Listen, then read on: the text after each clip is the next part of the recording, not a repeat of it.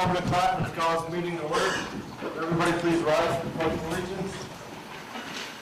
I pledge allegiance to the flag of the United States of America and to the republic for which it stands, one nation, under God, indivisible, with liberty and justice for all. Roll call, please. Wilson? Here. Colosimo? Present.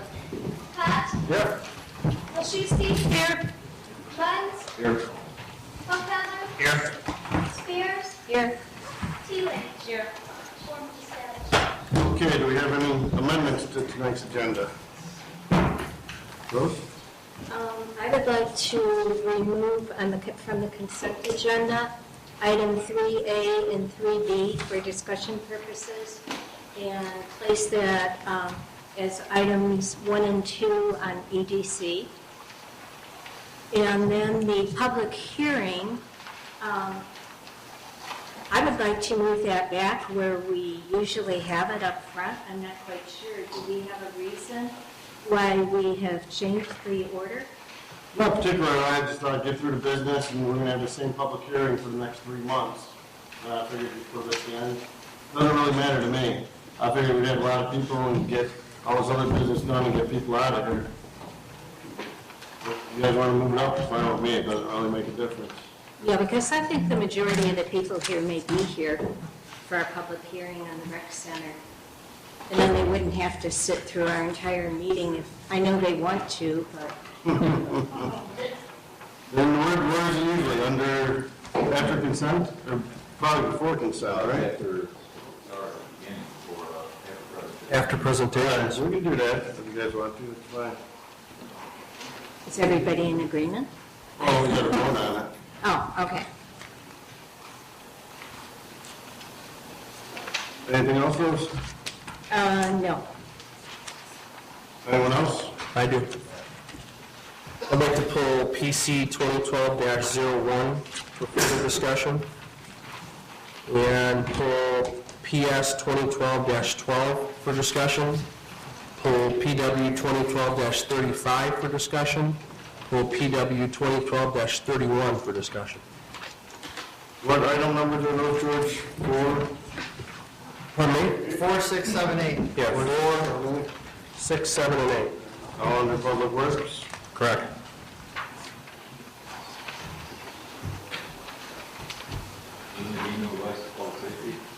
What's that? Isn't that using devices? Yeah, one. Yeah, 6 is Public Safety. Yeah, PS 6 is public safety. We'll put that one under Public Safety. 4, 7, and 8 under Public Works. Anything else?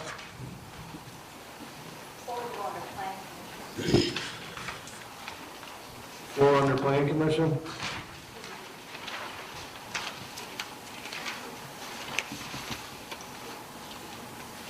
Okay. Any other changes? All those in favor of the changes signify with an aye. Okay. Opposed? Okay, next on the agenda is some presentations. We have some good presentations tonight. Starting off with certificates of recognition for our Yorkville Middle School 8th grade girls track team. They did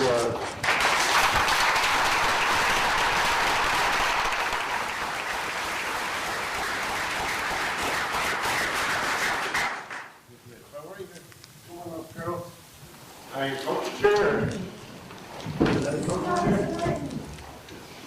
Come on up, coaches.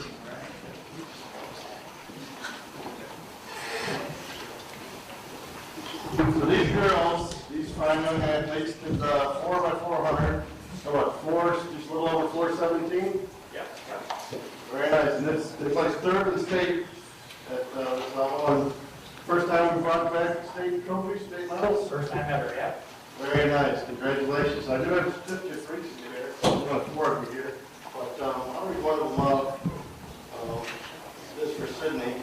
The Mayor and City Council of the United City of Yorkville present this certificate to Sydney Beach for representing the Yorkville Middle School track and field team and placing third in the Price Lane 4x400 meter relay state championship.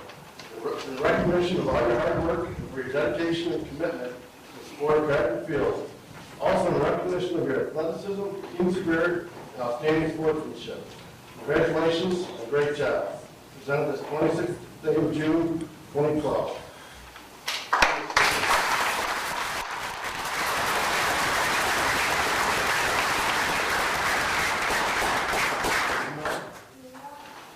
Julia Schultz. There you go, Julia.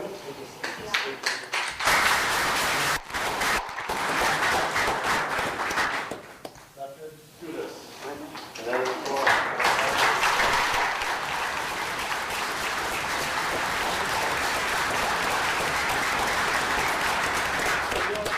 you have to tell us a little something about it. How was the competition? I mean, how did you feel after it was all done? Really? I mean, I'm sure you worked hard all season, so it's a great accomplishment. So, yeah, congratulations.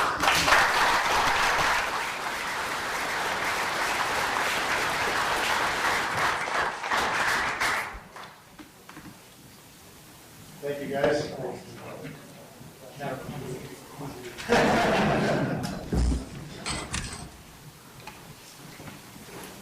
Okay, next we have a life-saving award that we're going to present to Alexandria Dutchweiser. Is Miss Dutchweiser here? Alexandria, come on up. There you go. You want to bring your parents up too? You guys folks want to come up? Come on up. Mom and Dad, this is quite an accomplishment. So Alexandria helped out another student who was choking. This is at school in the cafeteria. Very nice, and from behind the field. That's some quick thinking on your part there. You want to tell us a little something about it, or how did it go down? Well, our friends were like trying to get help and that would be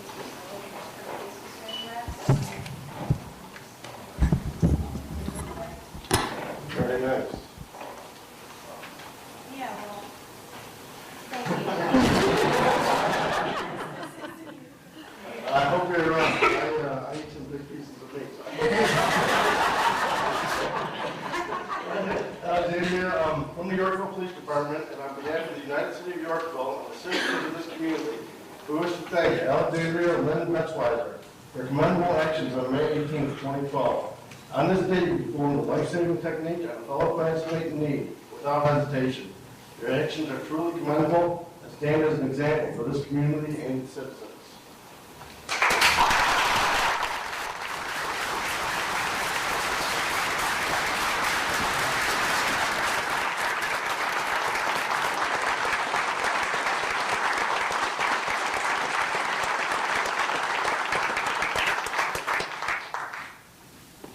And last but not least, we have a certificate of appreciation for Joe Moore. Joe Moore, how you doing, Joe?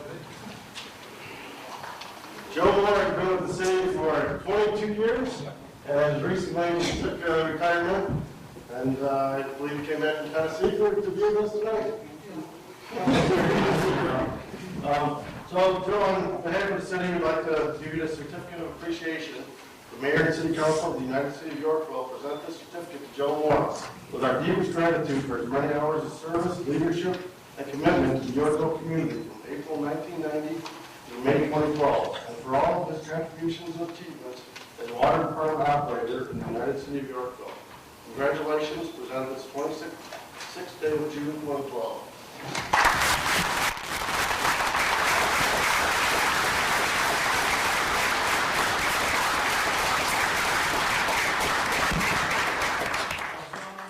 Bob, after 22 years, you've had to see a lot of changes here in Yorkville. Well, what was it like when you started 22 years ago? Well, we started out with one room that had all equipment for the water treatment, and it was in the spirit of a lot of work to be done. And boy, the past 10 years, it's just been, boy, we're really come and everything's modern now. God, when it started, I mean, everybody forgets the underground. I mean, we were in bad shape, and over the years, we really improved that. For a city our size, we're really, as far as the water department, you know, our water main, we're in great shape. We're really got it all. So, it's just been, what a time is still on. I mean, the city couldn't have grown and been as successful as it has been without employees appreciate it. I guess I was blessed that I got into something that was like a little niche, and never was really a job, like it's farm. And it was always, you know, with the changing field, it's always something to learn, so it's fun. It was fun. It was fun fast. And I want to thank Eric Deuce for the past 10 years for being a good boss. You're welcome. Back, so. Well, thank you very much, Joe.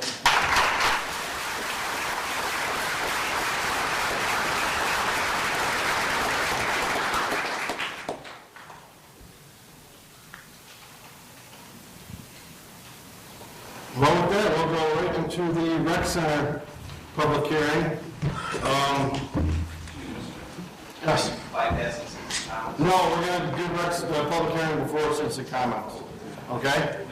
You sure that's okay with you? As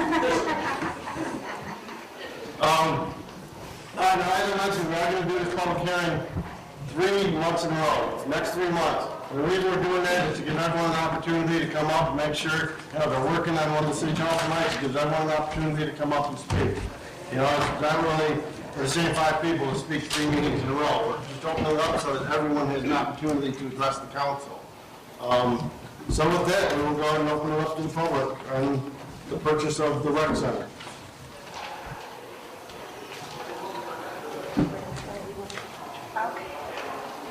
Anyone want to speak on the rec center purchase? Yes, please come to the podium and sign in and state your name for the record.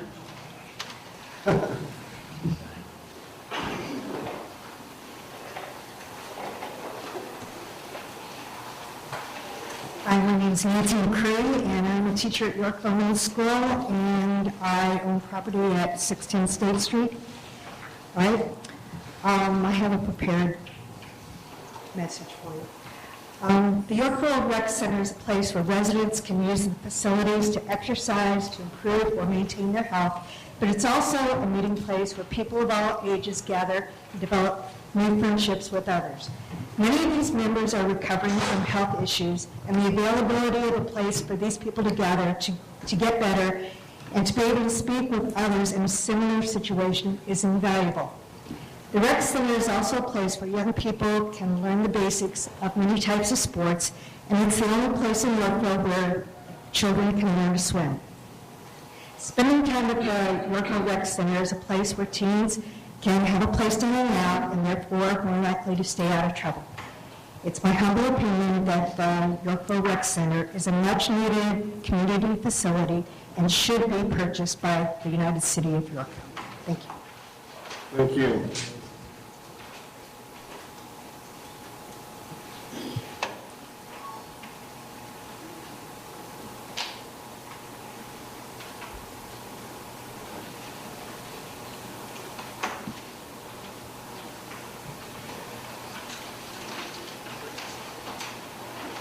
Anyone else want to address the city council for the public hearing and purchase of the rec center? Yes, sir.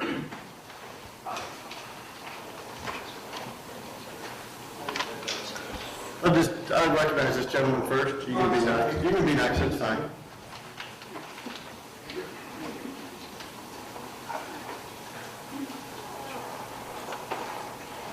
My name is Bob Mays, and I live here in Yorkville since 1962.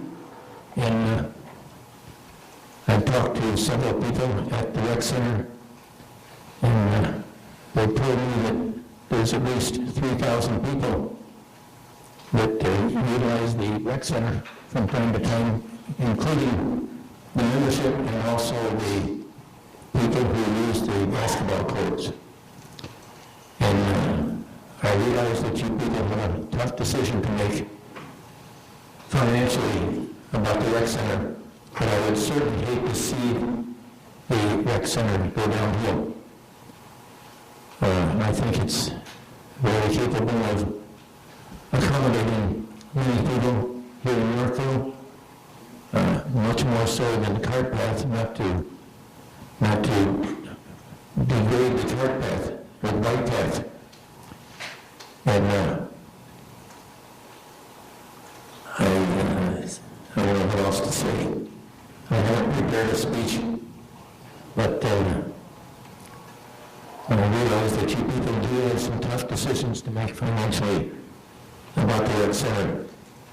But I say again that there's a lot more people that use the rec center than the bike path. And I hope that we can come to a financial agreement with the walkers.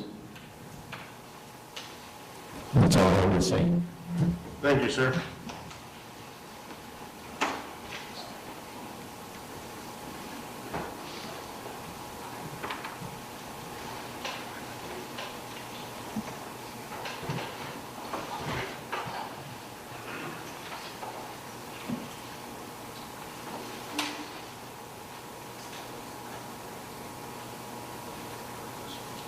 And gentleman who was up there before, if you wanted to go next.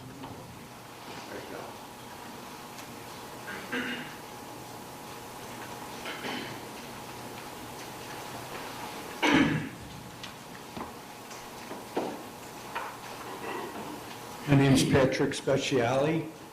Own property at 610 State Street, along with my wife Nancy, who spoke earlier. I was a victim of a car accident a few years ago, and was forced to retire from work. And the rec center has been a vital piece of my recovery. I go there every day, do my walking, and do some weightlifting. But I've met a lot of people there. Most of them are quite older than I am. And it's amazing the use that place gets. A wide range of people, from athletes to seniors to people recovering from medical situations. If I would think that it would be possible to make that place pay for itself. If you have to raise the rates, go ahead, but don't eliminate it. It's very important to a lot of people in their lives. I just wanted to state that. Thank you, sir.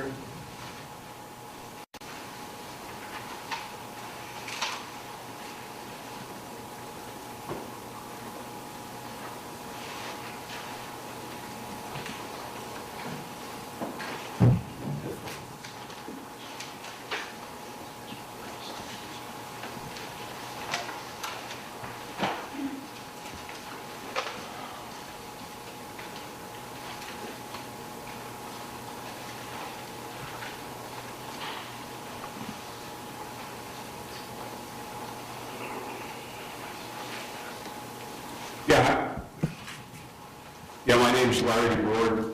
I live over on Salmonite Street. And I wanted to talk about the rec center from the standpoint of, I'm so mystified as to how we ever got involved with this thing in the first place.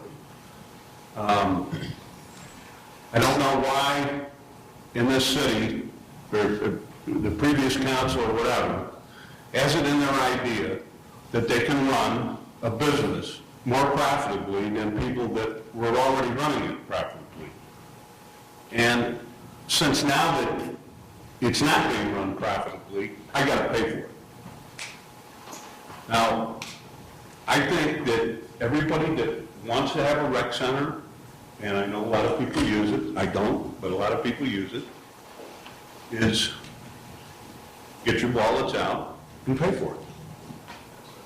Don't ask me to pay for it. You want to use it? Write a check for $1,000, $3,000 in.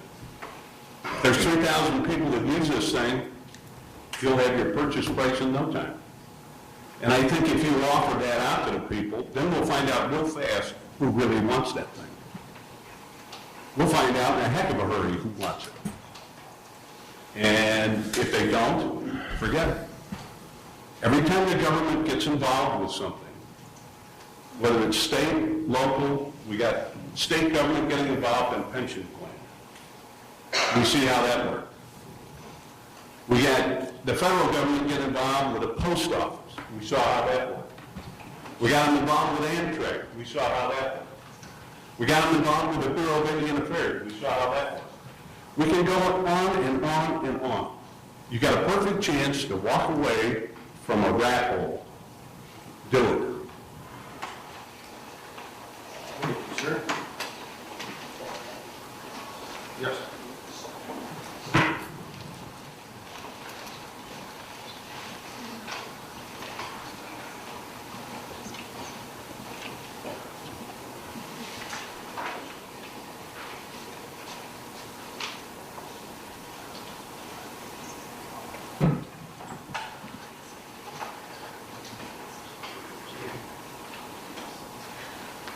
I'll just be real brief. What he said, I agree with completely. Yorkville is broke. Every resident in Yorkville, every taxpayer in Yorkville had their taxes increased this year by $300 to $500 to pay for sewer bonds from a builder who stiffed the city of Yorkville. The government never, ever runs anything correctly. And for the city of Yorkville to take on debt, to saddle the taxpayers with more debt that we don't have the money to pay is completely absurd. I agree with the other gentleman completely. I'm not against the rec center, I'm just against paying for it. If you have 3,000 people who really want the rec center, they should be the ones to pay for it, not the rest of us. I saw the stack of paper that you all have to go through with this rec center thing. It's completely ridiculous. It's almost as big as the national health care bill. This is ridiculous. The fact that you guys are even sitting here talking about this thing makes me sick to my stomach. And it makes me sick to my stomach that the other residents of Yorkville are sitting at home tonight watching television thinking that the rest of us are going to do their dirty work for them. Well, I refuse. And I have a long memory. So if this thing gets voted in, I don't know how I'm going to do it, but I'm getting out of this town because I can't afford to live here anymore. This is absolutely ridiculous. Thank you, sir.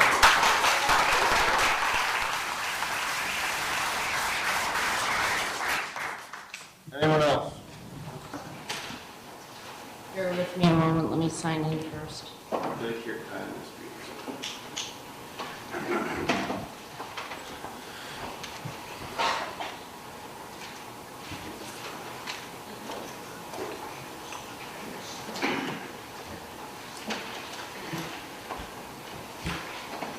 Okay.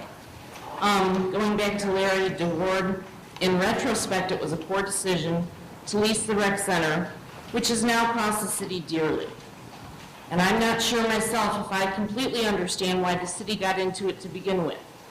I mean, no disrespect to the Walker family, I do not know them, but if Club 47 was such a revenue maker to begin with, then why were they so eager to lease it to the city and not keep the profits as a private enterprise? I have attended the last two ad hoc rec center committee meetings on May 7th and June 11th of this year and sat in on discussion with the Y. Both meetings, it was discussed that the Y has a long-term plan to build a new facility in or near Yorkville. This will be done in 3 phases over the next 10 years.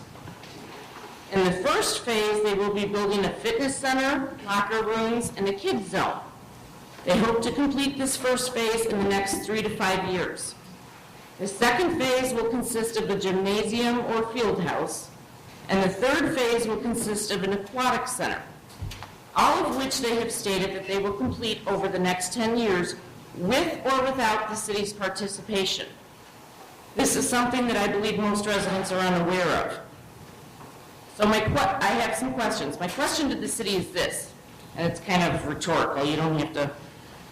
If the Y does in fact build this facility in the next 3 to 5 years, in or near Yorkville, irregardless of whether the Y signs a maintenance agreement with the city for the rec center, what will happen to the rec center if the city moves forward with purchasing this property for $4.35 million over the next 20 years at the expense of the taxpayers? In 3 to 5 years' time, why would any current rec center member continue to use the city-owned facility when there is a brand-new facility just down the road, with state-of-the-art new equipment, and membership fees that will be $200 to $300 less annually than what they are currently paying to go to the city-owned rec center? In my opinion, in 3 to 5 years' time, the city will be stuck with another 15 to 17 years left of a $4.35 million mortgage for an obsolete facility with very few members. It concerns me that the city is currently facing a debt of $1.8 million for the countryside TIF in 2018. that the city has no comprehensive plan of how to pay for and is not even accounting for it in the city budget right now. Not to mention the several million that they had to write off in bad debts with all of the developer fees that were uncollectible, and the Rob Roy sewer bond that they are now currently planning on adding an additional $8.25 onto the taxpayers' water and sewer bill next year because they simply don't have a plan or have it accounted for in the budget of how to pay for the shortfall they will be facing next year. Not to mention all of the roads that the city currently does not have in the budget for repaving, or the HVAC system for the Beecher Center that needs total replacement. And finally, let's not forget about the sewer and water main repairs that the city does not have the funding for in the budget. It's time for the city to face the reality of their financial situation and realize that they simply do not have the money in their budget for the purchase of this rec center building.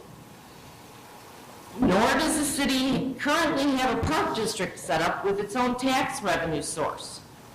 It also concerns me that this rec center facility is already 10 to 15 years old. Does anybody know how old the building is currently? So what the city will end up with at the end of a 20-year mortgage and $4.35 million later is a building that's 40 years old. If my husband and I were considering the purchase of a new home, we would not buy unless the current owner replaced the broken air conditioner unit.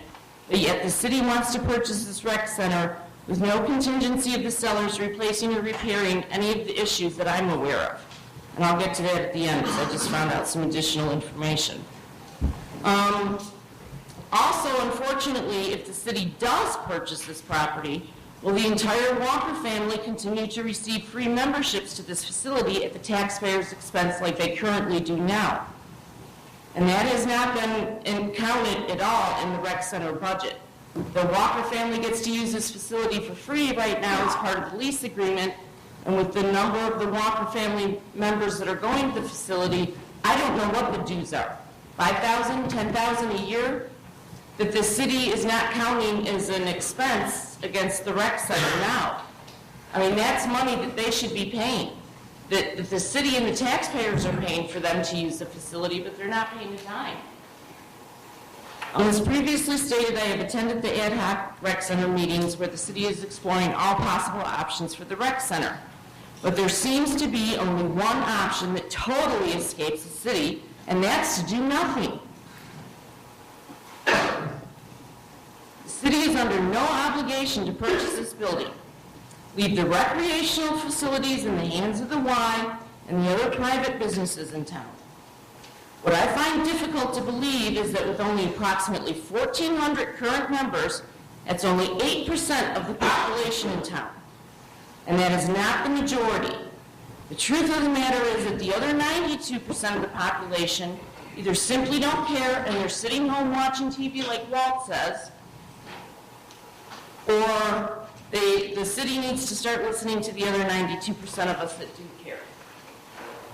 I personally have stated before that I would like to see this rec center facility purchase go on the November ballot as a referendum and let us taxpayers decide if we want this $4.35 million of debt for the next 20 years now that only 8% of the population uses. I have grave concerns regarding the city council and the extreme bias that some of you have shown towards the support of this facility, that you are objective enough to make this very important decision for the residents that you are supposed to be representing. I strongly urge all residents in this town to let your city council know how you feel about this very important decision that will affect all of our property taxes for years to come. I strongly encourage and urge all residents to email all of the council members and mayor and let them know how you feel about this purchase.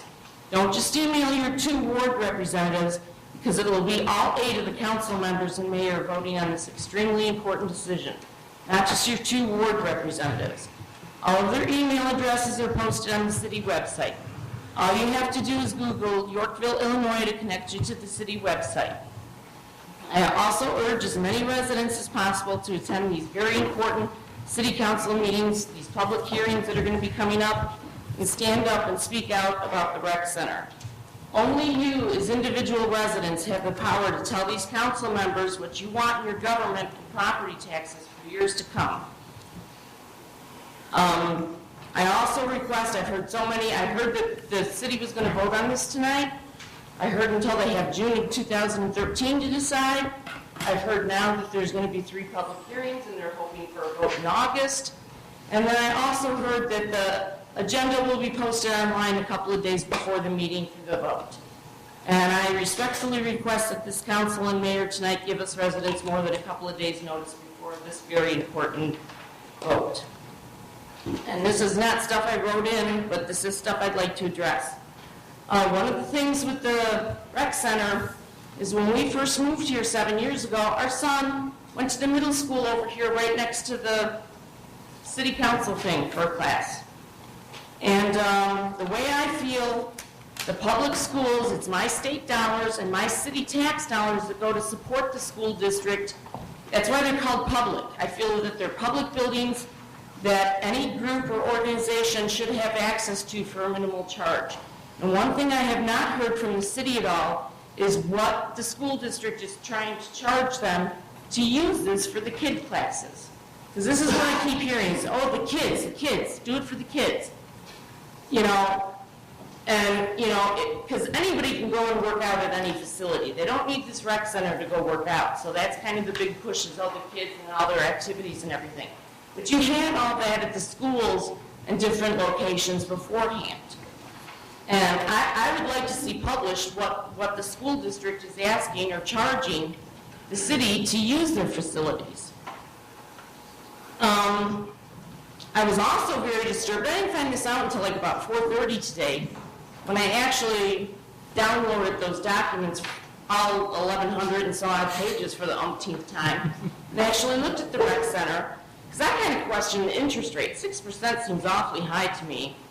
And especially now when you're hearing on the news that they have like a 3.5% interest rate. I don't know if that's for commercial or if that's, you know, city, you know, and public and stuff. But I did not realize that the city has not gone to any bank or financial institution for this loan of this property. It's all going to be financed through the Walker family. And I have a lot of issues with that. I don't know if the city tried to go to a bank and got turned down because they're already so high in debt. But if the city wants to purchase this property, they need to go to a bank or financial institution and they need to get a real loan. I do not like this arrangement at all. These payments will be made directly to the Walker family for the next 20 years. Regarding the air conditioner units, I spoke about that. I was just informed 10 minutes ago that the city paid for three new air conditioner units last year for this facility. And I don't understand that. The lease agreement was so goofy to begin with. I've never heard of anybody renting either an apartment or an office space where they have to pay $60,000 in property taxes, where they have to be responsible for maintenance, where the owners get to use the facility for free at the expense of the taxpayers. You know, I've heard over and over again with the Beecher Center that the HVAC systems are kaput, that they're so old that they cannot be fixed anymore, they need to be completely replaced. And I've also heard with the Beecher Center that the city can't afford to replace the HVAC units, and that right now, no funding for replacing the HVAC units for the Beecher Center is included in the city budget. But yet, for some reason, the city, and correct me if I'm wrong, if the city did not purchase 3 air conditioner units for a property that we didn't even own, we just leased. I mean, if I'm mistaken here, somebody tell me, no, you're wrong, you're incorrect. But that is insane. The city went out and spent money on a property that we didn't even own. We just leased it for air conditioner units when they have city-owned properties that need new units, and they won't buy those. I don't understand that. There's just, in the past, I've heard so many flowery speeches about how the rec center is self-sustaining, so many long-winded speeches. It's not. Ever since the inception of this lease, the rec center has run in the red and has cost the taxpayers dearly. And last June or July of 2011, I sat in a Park District Board meeting where I was told for 2 years running, the city pulled over $1 million a year out of the general fund to cover the expense of the rec center. And my computer is so old, you'll have to bear with me. I tried to print out this rec center budget, and I came up with stuff you need the Hubble magnifying glass to read because it's so small I can't even read it. But I just think, you can play around with the numbers however you want. I just really kind of question the accuracy of some of these numbers. I don't know what professional fees are. Is that the general liability and the workers' comp for the building? Because maybe I'm missing it. Maybe the print's just too small, but I don't see that. I don't see that. We had $60,000 a year we were paying, and if we purchase the rec center, we're going to be losing the city dollars of that tax portion if it was a private enterprise, and I don't see that included. I don't see the walkers' fees for their use of the rec center that's subtracted out as an expense to the taxpayers. I just really question this budget for the rec center. I think you can play around with the numbers enough to make them whatever you want, and I don't think we're getting a true and accurate picture of what this has really cost us with the lease, what it will cost us with the purchase, and what other alternatives we have.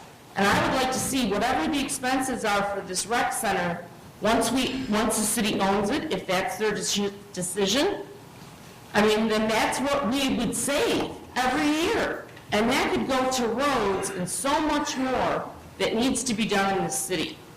And this is going to tie into my general citizen comments, but that's what cities are for. This pen doesn't like me. That's what cities are for, is to provide services. To provide police, fire, schools, and roads. Not bike paths, not rec centers, not anything else. Nobody's saying they're not good things to have, but the city can't afford it. When they have to raise our taxes and they have to raise our water and sewer rates because they can't afford their existing debt, it doesn't make much sense, for me anyway, to go into further debt on something that's a want and not a need. This is not a necessity. The city functioned fine before this facility, and the city will continue to function fine without this facility. Thank you. Thank you.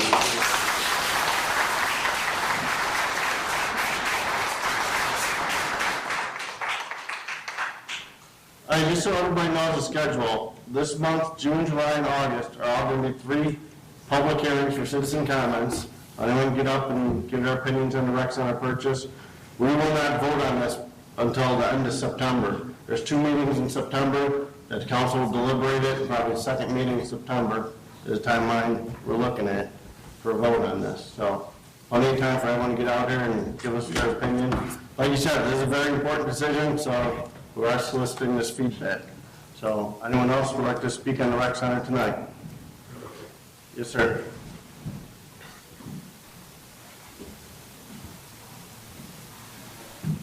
Hello, my name is Joel Frieders. I live at Twin Leaf Trail over in Whispering Meadows.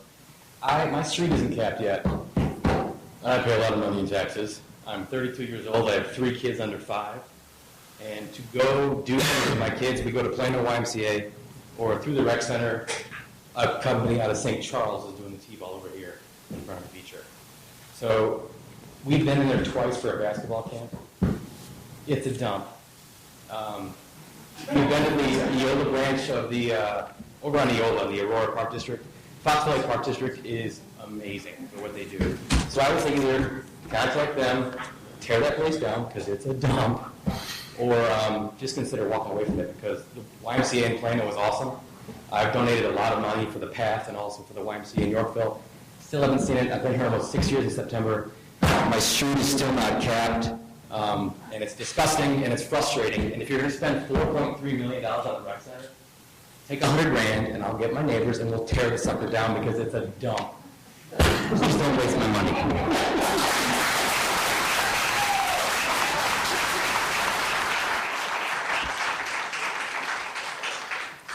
Thank you, sir. Anyone else? Okay, if no one else wants to speak tonight on the rec center, you will have 2 more opportunities. We will close the public hearing on the rec center for now. Thank you all who made comments tonight. Next, we'll move right into citizen comments. So if anyone has anything else they would like to address the city council on, now is the time. Mr. Johnson?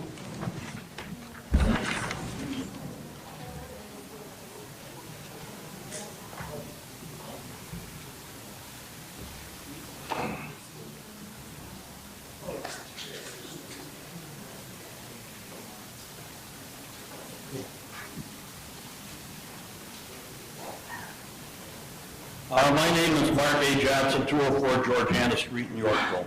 I had planned on putting together my thoughts on opposition to the rec center, but quite honestly was amazed at what this council and Mayor Galinsky put onto the agenda. What were you guys thinking? Tonight's agenda is almost as bad as the agendas of the previous 2 administrations. From giving away the farm to developers and the infamous quote, "This is simply just an annexation. It has nothing to do with the landfill." Why did you believe stuffing this much critical discussion into one meeting is to benefit anyone but yourselves? I don't like coming to meetings any more than you do, but someone has to stand up for the people in this city. My eyes glazed over just trying to comprehend 1,120 pages of the packet, let alone actually finding the time needed to research each item and understand what impact it would have to our city and the people. I believe this administration knows that this is the best way to get all of the things needed aligned for someone's grandiose plans for the city. As another agenda pusher once said, we need to pass the bill so we can see what's in it. I am certain that you believe that passing all of this moves Yorkville ahead, and you blindly follow the guidance of this mayor completely on faith. I'm sorry, but as much as I want Yorkville to prosper and lead in recovery, I don't believe this is the silver bullet that's going to fix the city. We have had an opportunity to make dramatic changes to the future prosperity of our city over the last couple of years. And quite honestly, this council has failed. We go from beginning an austerity plan into let's spend our way into prosperity mode. Can't you see that spending doesn't work on the federal level or on the state level? The people of the city are going to make some dramatic changes in Washington and at the county board this fall. I'm starting to believe the voters will correct their errors of the past next spring, too. I'm sorry, Mr. Mayor, but has my 5 minutes been used up yet? If not, then I'll get down to the specifics. Item 1, revised employee manual. I certainly hope this is not full of giveaways that will be costing the taxpayers for many years to come, like the state pension issues. The state and the city do not have a good track record on actually planning to pay for these things. The state is trying to push pensions back onto the local taxpayer, and our city has issues too. I'll take a quote from an email I received a few weeks ago, and I quote, "In general, we didn't even need a police pension fund until a decade or so ago because we didn't have any retirees. Our first retiree and pensioner wasn't until mid-2000s, so we are underfunded in total because we are young. For several years at the beginning, we were slightly underfunding our yearly contribution, so we are trying to catch up now on our yearly benchmark and our total funding amount. I don't know about the rest of you, but I can't believe this city hasn't been putting money away for 30 plus years to fund pensions. And now all of a sudden I'm hearing, well, we just started doing it because people are starting to retire. Ridiculous. I could read much more of this quote, but the bottom line is that this city's leaders weren't being directed to put money away for retirements until people started retiring. At least the state and the Fed took our money and squandered it on state grants to pay for the strong-armed lobbyists recommendations like fish ladders, canoe chutes, bike trails, and parkboard ones.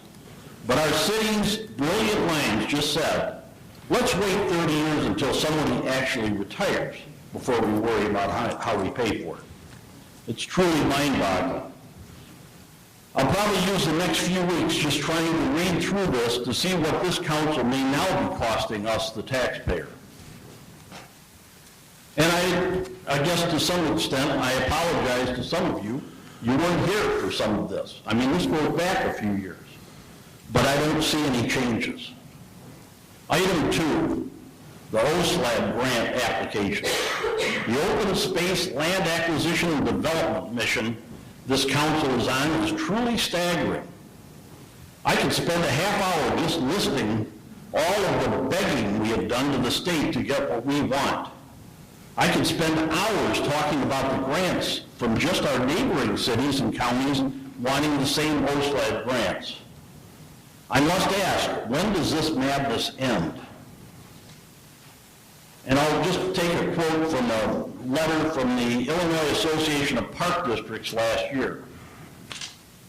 And I'll paraphrase, just quote part of it. Today, the governor's office used its interfund borrowing powers to take $23 million from the Open Space Land Acquisition and Development, OSLAD fund. This is the second such borrowing of this fund in the last 6 months. In September, the governor's office took an additional $15 million.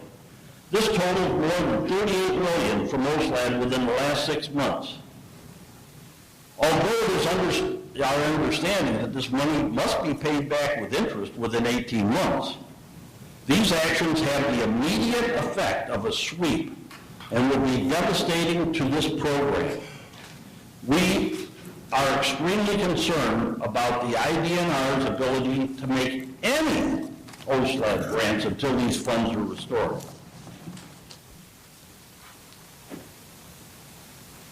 Let's see if I have this correct. We are reappraising the land given in a failed and bankrupt development on the north end of our city to use as collateral to get an OSLAD grant to buy more failed bankrupt property on the south side of our city and the canoe chute area. Some company bought the land with plans to make money off it by filling it with waste from Route 47 construction. Now, we will allow sludge human waste remains to be placed there and then use it as soccer fields and ball fields? I assume the company will donate the land to the city, or is the city foolish enough to actually pay for this mistake? Sludge had a name change 20 years ago due to lobbyist pressure from those wishing to dispose of it. The legal term for biosolids by law is sludge. And this is quoted from the EPA report that I picked off the internet today. Treatment processes do not remove cancer-causing agents. That's a broad generalized statement. As detailed in the 1995 Plain English Guide to Part 503 Risk Assessment, EPA's most comprehensive risk assessment was completed for biosolids. The EPA promoted this policy by presenting it as recycling and rechristening sewage sludge as biosolids, as they are solids produced by biological activities. A 2004 survey of 48 individuals near affected sites found that most reported irritation symptoms, about half reported an infection within a month of the application, and about a fourth were affected by staph, including 2 deaths. The number of reported staph infections was 25 times as high as in hospitalized patients, which is a high-risk group. The authors point out that regulations call for protective gear when handling biosolids and that similar protection could be considered for residents in nearby areas given the wind conditions. Quoted by a lot of different people, experts in the field. In case for caution, revisited health and environment impacts of application of sewage sludges conducted a health survey of persons living in close proximity to Class B sludge land. A sample of 437 people exposed to Class B sludge living within 1 mile and using a control group of 176 people not exposed to sludge, reported the following. Results revealed that some reported health-related symptoms were statistically significantly elevated among the exposed residents, including excessive secretion of tears, abdominal bloating, jaundice, skin ulcer, dehydration, weight loss, and general weakness. I can go on and on about this, but my point is I'm not the expert on biosolids. I'm not the expert on sludge. But I do know for a fact that the canoe chute, the Bicentennial Park, whatever it's called today down by the river, was totally filled in by the sludge out of the Bristol-Kendall treatment plant. That's what filled that in. When you're down there, you are walking on sludge from the 1960s and through 1990s. I don't know how bad that is. I do know that Illinois did not allow it to be used on any land that was going to be used for human food because of the heavy metals and different things in it.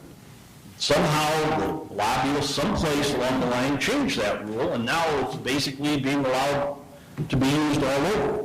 And I've since found out that it's not just the city suggesting putting it on this land, but it's thousands of acres south of town, off of 126, that it's Chicago sludge that's going out there.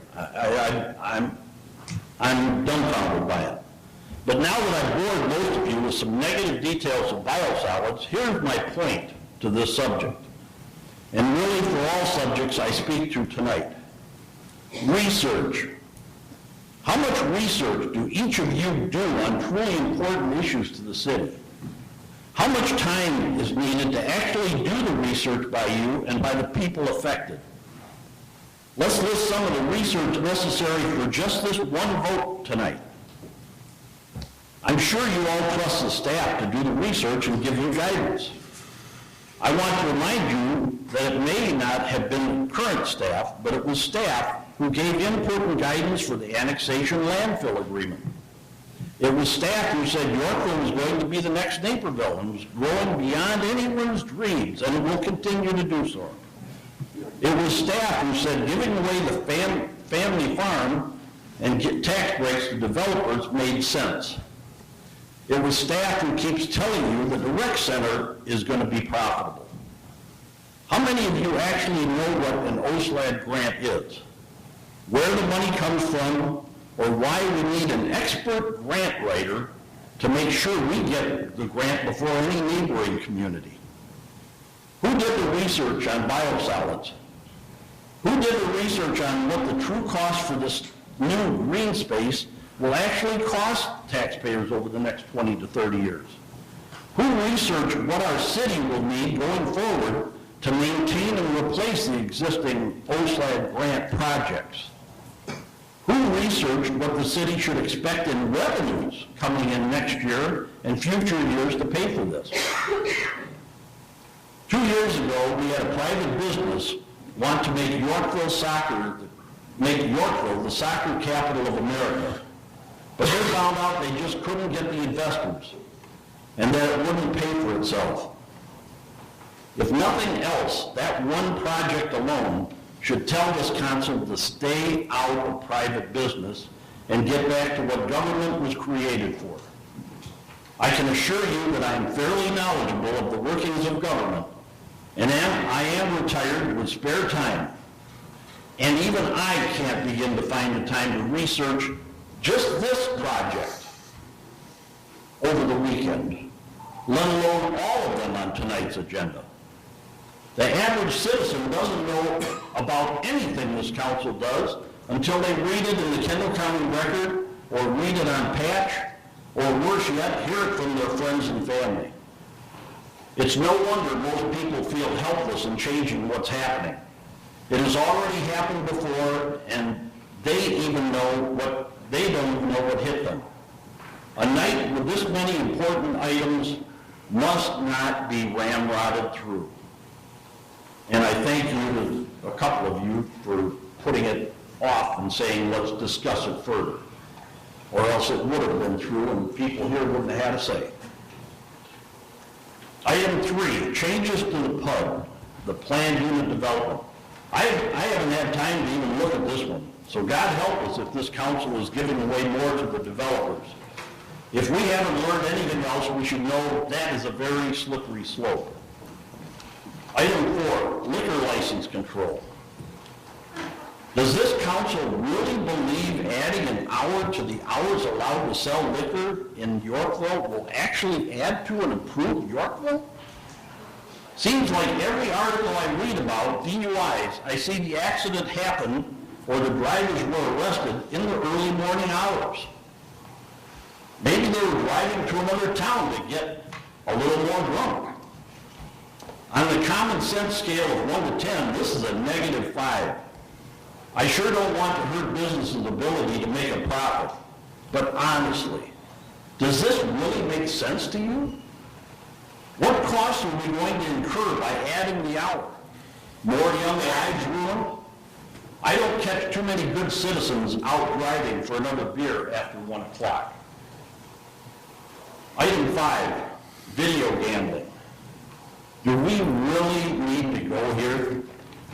I can't believe this council is so hard up for tax revenue, it will subject the citizens to this terrible scheme. Has anyone actually looked at what the long-term effects are from any community that has done this? Have you done your research? Do you actually believe gambling is a benefit to this town? I once laughed at the previous administration and said I would bring my rowboat down to the dam, get a license, and deal hands of blackjack with legalized gambling on the Fox River. Hey, council, I was only joking, okay? Item 6, motor fuel tax street maintenance. It appears you're deciding to fix Kennedy Road instead of streets traveled every day in the older sections of town. Where did this suggestion come from? Lynn Dubacek? Why not publish a list of proposed streets for citizens' input? Might hear some things you don't want to hear. I think I even heard one from Bob Allen, who said he's got an 18 or 20-foot crater in his street. Nobody seems to care about him. And he was an alderman.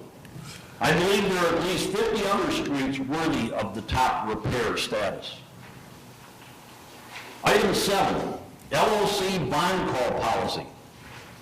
Okay, I'll admit I don't even have a clue what this is. But when it comes to developer bonds, this city doesn't have a real good track record on knowing what they were doing. Item 8, hiring part-time police officers. Seems like this would have been covered by a previous rule and law. Again, I haven't had time to read through this, but it should be as simple as pie. You hire and you fire. End of discussion. Part-time is part-time. Don't give away more benefits to part-time anybody. Item 9, Prevailing Wage Act. Okay, follow state law and cover your behinds. No need for discussion, right? Or is there more to this that I'm missing? Item 10, musical entertainment change. Seems like a simple change if you allow video gambling and the machines make music, but what if there's more to this? Have you really thought this through to different scenarios? Or is this really tied into some grandiose plan for downtown? I'm really interested in all the wheeling and dealing downtown now, especially on the east side of town. I'm not gullible enough to believe that you all don't have some knowledge of what's in store for the city downtown. And if you don't, you better start finding out.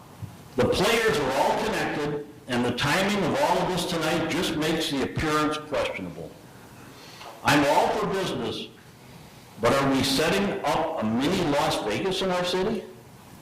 Are we really setting up Potterville instead of Bedford Falls? I sincerely hope not. Item 11, home rule. I researched this the most since I believe it will be the most damaging to the taxpayer and the most advantageous to the future politicians in the city. I will not argue this tonight, since it will probably require a public hearing, but I will promise that this council should just leave this alone until it is forced upon the citizens at 25,000 population. At the growth rate we are at currently, and what is projected, that should be sometime after I am dead and gone, and my grandkids are parents or maybe even grandparents themselves. Mr. Mayor, please don't go there. You will undoubtedly have similar results as the previous two administrations if you do. Item 12, ordinance regarding city council procedures. Again, I have no time to research this, but something tells me that the mayor or others don't like what some other aldermen are doing. So you are trying to invoke your own executive privilege on this city. I certainly hope you aren't trying to do that. Item 13, and this is just tonight's agenda. Route 34, for those of you that may not have read the agenda or the packet. Route 34 letter of understanding. If I have this correct, this will allow us to only pay 20% versus 50% from local funds if this ever happens down the road, and that is the bike paths. This seems like a no-brainer, but the proof is in the details. Seems like a similar deal was done years ago, and now this council is stuck with the terms even though the taxpayers have voted no twice. Is that what we're doing? Have we put in a clause to escape to if needed and not tie some future council with this baggage? I certainly hope so for the taxpayers' sake. Item 14, ordinance directing the sale of real property. What makes this suddenly the go-to property downtown? Never heard anything about it, and suddenly an ex-alderman says he has a plan. He not only has a plan, but seemingly threatens this council to taking his ball and going home to another town who is offered more. $800,000 bonus from one of them. $800,000 is a lot of money. I don't think even I love our city that much. How long has this deal been cooking with the mayor and the council? I'm certain this wasn't a last-minute thought. This kind of deal takes months to talk other municipalities and come up with offers like were reported in the patch. And what's up with the vitriolic conversation between the developer, the ex-mayor, and Todd Milliron? Seems like a lot of passion coming out on this project all of a sudden. Could there be more to this story than we're being told? Were promises made or assumed? I guess only time will tell what is actually going on. I don't want deals made under the dark of night on any taxpayer-owned properties. I want the city to sell off properties if it makes sense to sell and use the proceeds towards infrastructure needs. I spent several hours looking at all the properties the city actually owns that I could find. Based on tax records, I found over 100 properties with PINs, property identification numbers. Many of them are parks, water towers, etc. But I simply ask this council if you even know what you own. Does anyone have a list and approximate values? Before selling off a single property, I would ask that you analyze what you have and what you or the next council might want to do with it down the road. Not sell it so another developer sucks the cash out and leaves the taxpayer paying the tab. Mayor, I have used up my 5 minutes, I think. I just touched on these agenda items, not in detail, no research. I didn't have time. And I'm sorry, but I'm sure that most of you in the council did not have time to do any research. You trusted what was going on. It shows to me that the 5-minute rule is not for the benefit of the taxpayer, but for the elected official's benefit only. The open comments have served the taxpayer well for hundreds of years and will do so into the future. Do not change it because you are tired of us talking. It is our sacred right. It is why America is still the greatest country anywhere. You all may not like what I have to say, but I have the right to say it. I have listened to all of you say your minds on different things over the last couple of years. Respect our rights to do the same, unlimited. To close this out tonight, you will hear many others on either their personal agendas or their passion pleas that may even become heated, but cooler heads will prevail. And I believe you will do the right thing on each of these items tonight. The citizens expect you to do their will. I am not a conspiracy theorist, but tonight's agenda appears way too convenient. From using TIFs for most of downtown, to selling riverfront property, to video gambling, to changing the musical entertainment ordinance, to pushing home rule, to liquor control changes, and even limiting citizens' free speech. What is the grandiose plan, Mayor? Tell your constituents. We would like to know the plans you have for us. Until I saw this fast-track agenda tonight, I believed you would change from the previous administrations. Please don't let me down now. I still have high hopes for all of you. Thank you.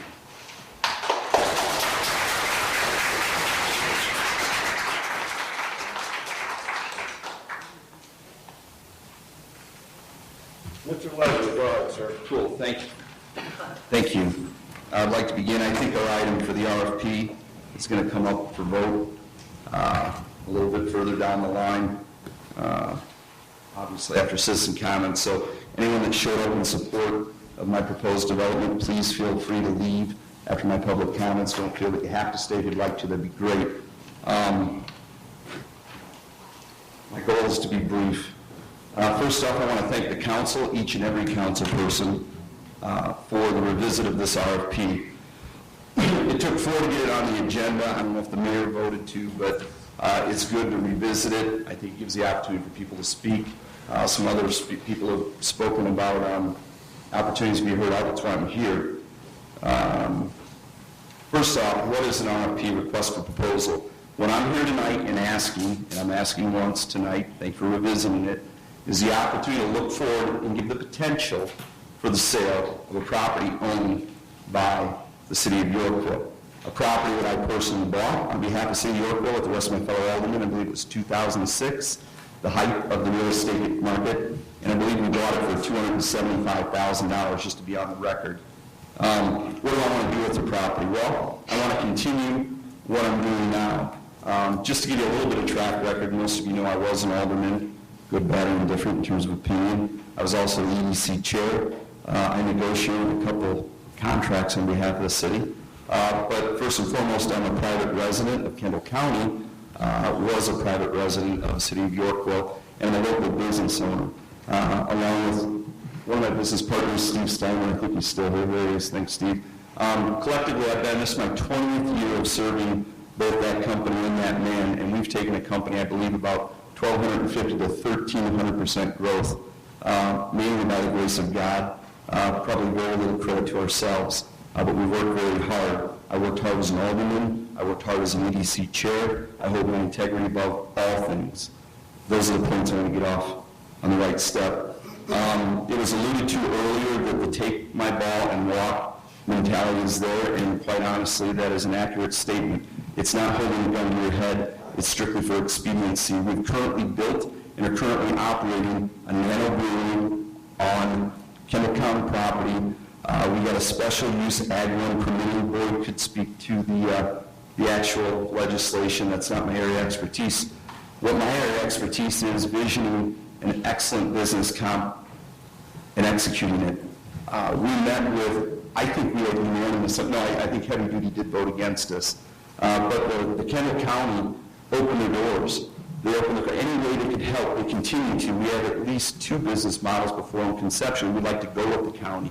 I'd like to do the same for the city of Yorkville. I love the city, regardless of the vote of any alderman. I know what it's like to sit behind that chair and vote. Every single alderman tonight I've spoken with the exception of those. I sent you an email, I sent you a voicemail on paper, 11th hour. That's my fault. I ran out of time. So I apologize for that, Rose. And feel free to download it. Not giving proper time. I know how it is to get things last minute. It's a simple proposal. What we want to do, I want to buy the property downtown. That's the post office property. I know what I want to bid for. There's no conspiracy. I think it's a closed bid process. I wouldn't mind telling anyone what I want to bid because that's a non-negotiable.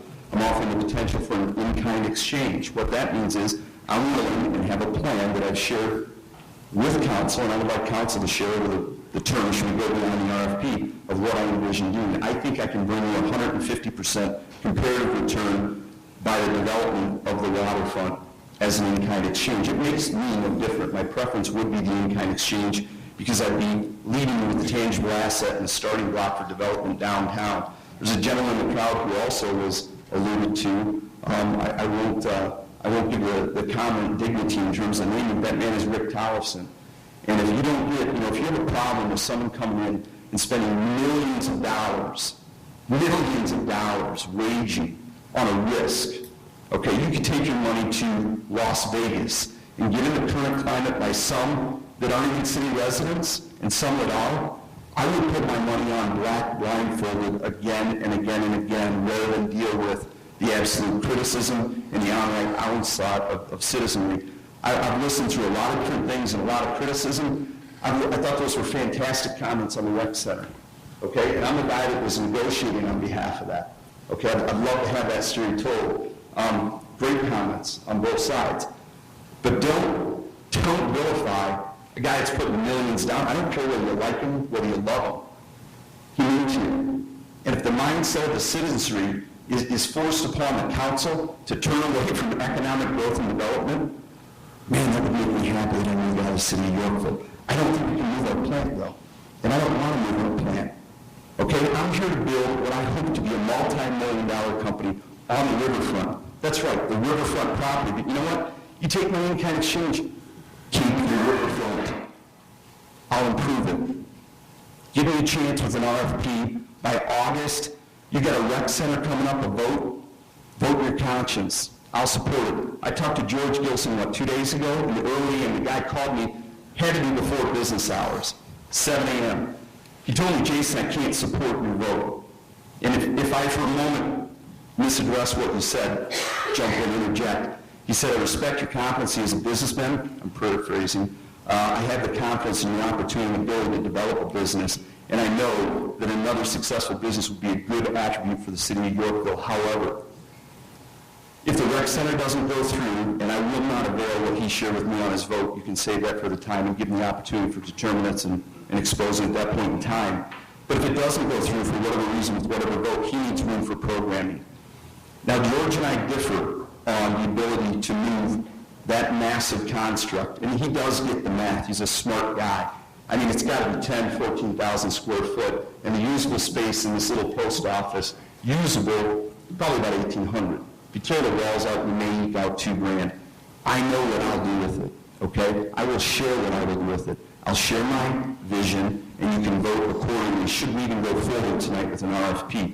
But you cannot fit the programming from that facility into that facility. That's fine. I don't think for a moment George is confused about that. It's a matter of principle to him. I respect that, even if I don't agree with it. I've taken the time to speak to every alderman, once again, except you, Rose, and I apologize. And I hope to God I have a vote. If I cannot get 4 votes to carry the potential of negotiation to be heard, not a vote, you're not beholden, okay? You don't have to say yes. I can spend $100,000 on engineering and sit here and get shot down in flames because of the irrational presence of a person that's not even a citizen in the United City of Yorkville. Like, that can happen. I've been a part of that. I'll take that risk. I believe in Yorkville. Give me the opportunity. I will build this thing. I can't guarantee that I'll succeed, but I'll put my money on the line and risk it, just like that man did. That's your job. Your job is to protect the tangible assets of the city of Yorkville and the citizenry, and you got a full plate, a very full plate. Pass this RFP. Look at what I'm doing. The people that have seen it, I walked you by hand. I want to walk the rest of the floor through you. I want you to see my vision, touch what I'm creating. Look at the beer that we're making. It's selling for $220 a half barrel in some instances. We'll make more. What do we need more? I've heard what we don't need. And I agree with a lot of it, right? We don't need the taxpayers' burden. I don't need it. Thank you, Kendall County. I had a 15% increase last year and a 24% increase this year. Right? The fail rate in Whitetail Ridge is unbelievable. You gotta bring the dollars, folks. The people that bring the dollars are the people with the vision and build a business that provide the jobs that make the money to feed the people that live in the city. It's a very simple premise. Get on board, let me build it, vote this forward tonight.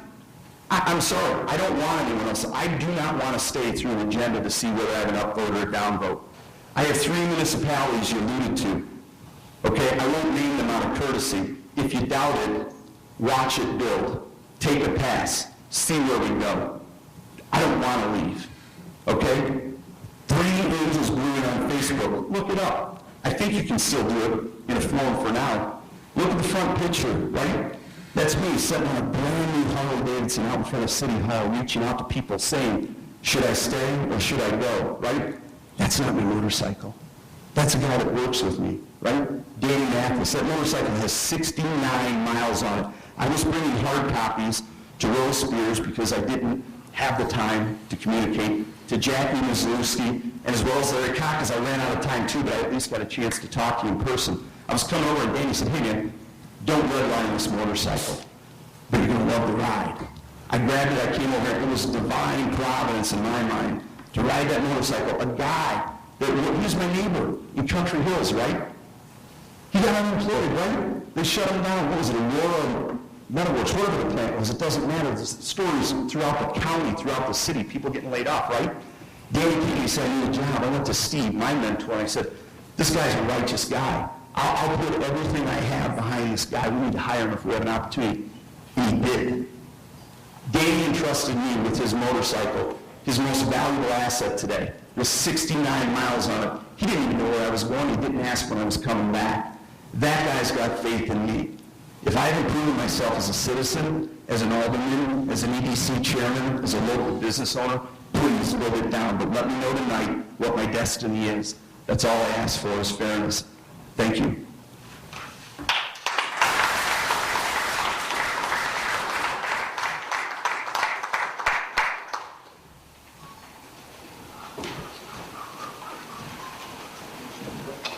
Good evening. I'm June 262012CCmeeting, and I'm here to provide you with some good news about Push for the Path. Originally, when we attended the February 29th City Council meeting, we had made a commitment that we were going to raise $100,000 and have 100 Power of One teams by July the 5th, which is next week, Thursday. So since this is the last council meeting prior to that date, we wanted to provide all of you with an update, and then we will be back the first council meeting after that date to give you a final tally. But I handed out one of these to each of you. We are doing very well. We have actually collected $81,804.71 as of today. So just a couple $100 away from $82,000. We have 85 Power of One teams, and the dollars are flowing in at about $5,000 a day at this time, because the people that have committed to the Power of One are now turning their dollars in. So we wanted to let you know that we actually are very hopeful that we will exceed our $100,000 goal on July the 5th. And also, just to let you know, there is a fundraiser tomorrow night at Rosati's, which I provided each of you a flyer. And the annual golf outing will be taking place on August the 11th at Blackberry Oaks Golf Course. That event in and of itself, we are hoping that we will be raising $30,000.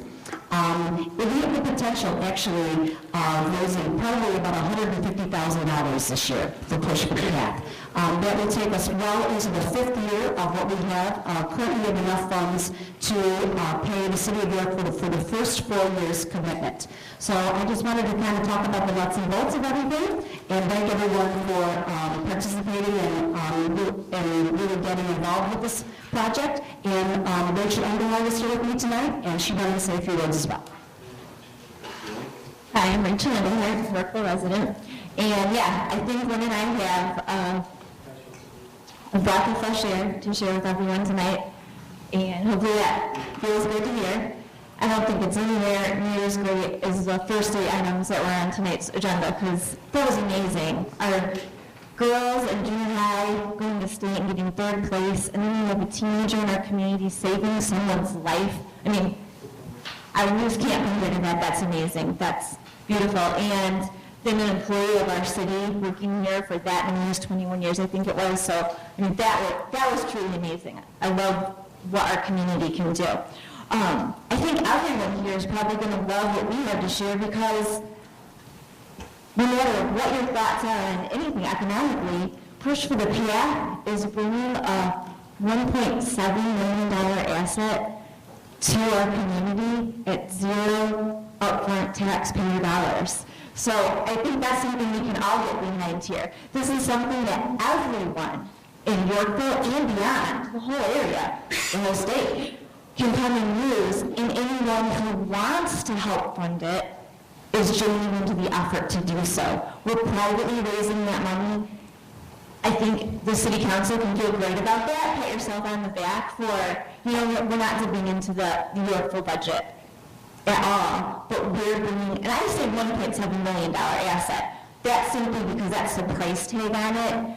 We know that because of this particular pass specific location, it's worth us infinitely more than $1.7 million, just because of what it can do for us in terms of providing 12 safe connected miles of paved path throughout Yorkville, essentially forming a Yorkville path, and connecting us to the 39-mile Fox River Trail, and then 61 miles of Illinois Prairie Path. I mean, we believe that we're going to access in Yorkville to over 100 miles of safe path at zero upfront dollars to our taxpayers. I mean, that's definitely, in my mind, bigger than a $1.7 million asset. I just think this community is something really special. I knew that this community was great even before I got involved with Push for the Path and the Path Initiative in Yorkville, but certainly my past 4 months involvement with Push for the Path has confirmed this for me. 4 months ago, I stood here in front of you and I told you that I felt confident in our citizens of Yorkville and our neighboring cities to rally around this Path Initiative and rise to the challenge of privately financing the city's portion of the Kennedy Road Path's construction costs. 4 months ago, we had $0 raised, but we did have a whole lot of passion for this cause that will increase the safety, health, and enjoyment of all who live, work, and play here. And isn't it just amazing, really just truly spectacular, that just 4 quick months later, we're standing here to share with you that we have 85 teams that have pledged to raise $1,000 for the past construction, and that we have already collected over $80,000 for the path, and that's a full 10 days before this campaign's end date. You know how people are. It's human nature to put something off to the last minute. I feel confident that there are still hundreds, if not thousands, of people in this community who still want to donate to Push for the Path. People who have been thinking all along that they'll get around to donating one of these days, but since there is still time, they just haven't gotten around to it. I personally cannot wait to see what the next 10 days bring. It's a very exciting time. And so here we are today with over $80,000 collected, and more coming in each day, well on our way to our goal of collecting $100,000 by July 5th. This puts us in an excellent position for moving forward with fundraising over the next 6 years. The success of these first 4 months of fundraising should assure every one of you on this city council and everyone in this entire community that the group Push for the Path is 100% committed to and 100% capable of raising the entire amount of the city's 20% portion of the construction costs. We haven't even had our big fundraiser yet. The McHugh family has generously donated the proceeds from their annual Danny and Darlene McHugh Memorial Golf Outing from this year forward to Push for the Path. This golf outing has a proven successful track record. In just its first 6 years, this outing raised approximately $200,000 for other causes. Just think what we will be able to raise for Push for the Path over the next 6 years. We already have enough money collected to cover the city's first 4 years of payments. 4 years. The biggest payment does come in the 5th year, but that gives us the next 5 years to bring in significant funds via the Memorial Golf Outing that you just heard Lynn say is expected to raise in the tune of $30,000 or more in its first of 6 years. Moving forward after July 5th, we won't be focusing as much on a constant stream of events like we have over the past 4 months, but we will have enough to keep the community engaged in this ongoing process and to keep the awareness high. But most likely we will focus on a few bigger key specific events that can raise significant funds. But today we are here to share and celebrate the $80,000 that has been collected so far and is growing each day due to the dedication of the community and especially the leadership of the 85 teams that have pledged to raise $1,000 for the path. And 85 is actually a misleading number. If you count how many names appear on our roster of fundraising teams, you will find over 150 names of businesses, organizations, and individuals that have taken a leadership role in the collecting of donations. And isn't it impressive that 38 teams have already fulfilled their $1,000 pledge? And isn't it stunning that 15 teams have already surpassed their $1,000 pledge? In fact, if you look at the overages, you'll see that there is enough surplus among those teams to account for an additional 11 teams, if we wanted for each team to reflect just $1,000 earned. But the exact number of teams isn't really that important, because this campaign isn't the power of 100 or the power of 85, it's the power of 1. It's the power that each single one of us has to take ownership over this important community project and to get involved, to share our time, to give our money, whatever amount, big or small, feels best to each of us. It's the power of writing a personal check for $1,000, if that's what you're capable. It's the power of holding a bake sale or a garage sale and involving your kids in community volunteerism. It's the power of students and teachers at all levels getting involved. It's the power of collecting your spare change and donating it. It's the power of you doing whatever action or giving whatever amount that is good and right for you. And even more importantly, it's the power of one strong, healthy, enthusiastic, loving community that comes together for the good of all. It's the power of one united, passionate group of people who are out spreading positive energy throughout our community and offering our commitment to the betterment of this fine city, providing for the increased safety, health, and enjoyment of everyone. Each of us here was motivated by different reasons to get involved with Push for the Path. Many people have been motivated by their love for a special friend and family member and their desire to honor her memory and to make sure that her legacy is the improved health and safety of others so that no one else will hopefully have to endure the same tragedy. Others have been motivated to provide something wonderful for their children and their children's friends, knowing that this will be used and enjoyed by many people, thousands, for many years in the future. Some have been motivated by the safety aspect, some by the fitness and recreation aspect, others because this is a green issue and will provide for environmentally friendly, sustainable travel. And others have gotten involved to promote our local economy, as having a pass system makes our entire city more marketable and more desirable as many people rate outdoor recreational opportunities such as pass high on their list of desired features. And yet others are simply motivated by our love of this community and our desire to see it flourish. Looking at this group of people who have pledged to raise money for Push for the Path, representing the thousands of others who have also donated their time and money, doesn't this make you proud to be a part of this community and this initiative? I know that I am. Thank you. Thank you, Rachel.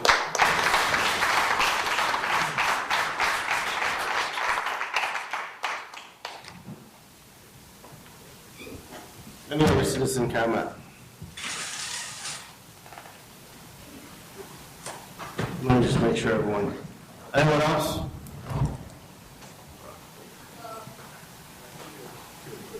Hello, this is my first time on the podium. My name is Stella Kraus. I want to talk about beer. Jason is an amazing beer maker, and he has an opportunity to bring an amazing venture down to the downtown. I don't understand some of the things and how they work. I leave this to the big boys in town.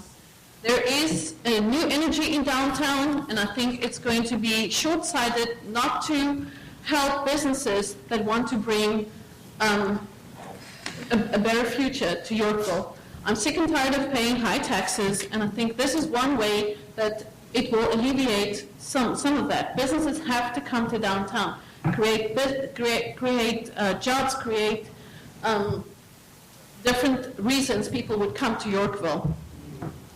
And this also brings into, so I really think Three Angels is a totally worth it endeavor, and you guys have to try and make it happen. You cannot rape your businesses. You can't say, well, now you have to pay, $5 million for a property that's probably not worth as much. You have to be pro-business. You have to help your business people downtown. People are putting a lot of money in downtown right this minute, and they have to be helped. It also brings me to, in response to Mr. Johnson, the liquor license being extended to 2 o'clock in the morning. I think it's very important to understand that it's not the bars that do the DUIs, it's the customers who come to the places who do the DUIs. I was fortunate enough not to have had people associated with where I was working being involved in that, because it's the way you run the places. If you lose that hour of business, you will lose 2 or 3 hours of business, because the person is not going to stay just that hour. They're going to stay that extra 3 hours, and they're going to sit and eat and drink and be a part of your city and bring money to your city. It's not only that hour. So it's very short-sighted not to do that.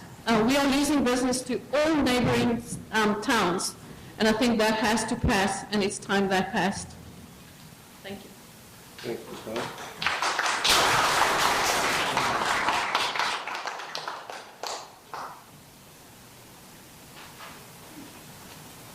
Anyone else who hasn't spoken? Yes, sir.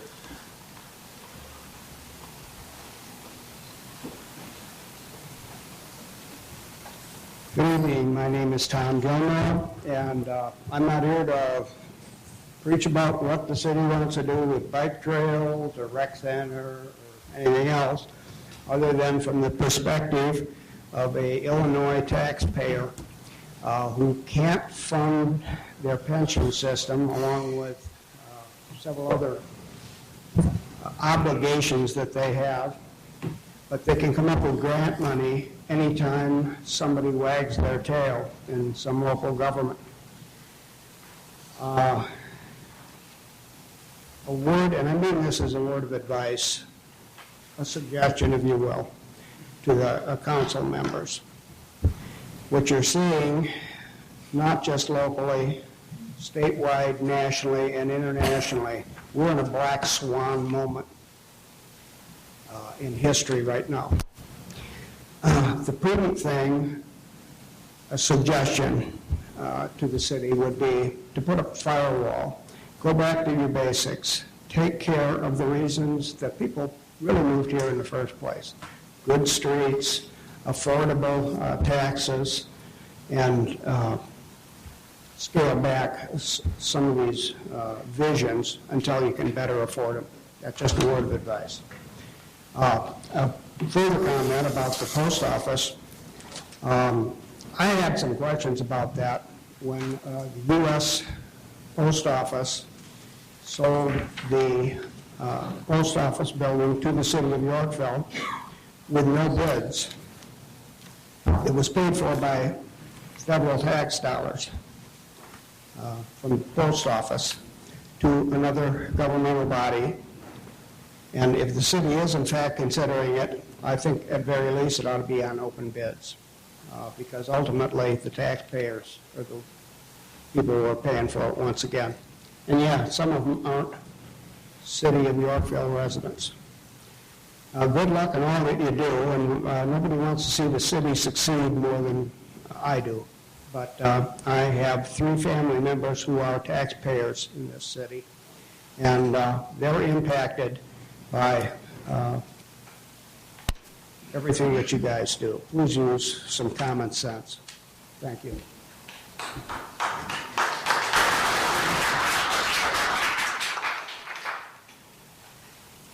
Anyone else who hasn't addressed the council? Gary?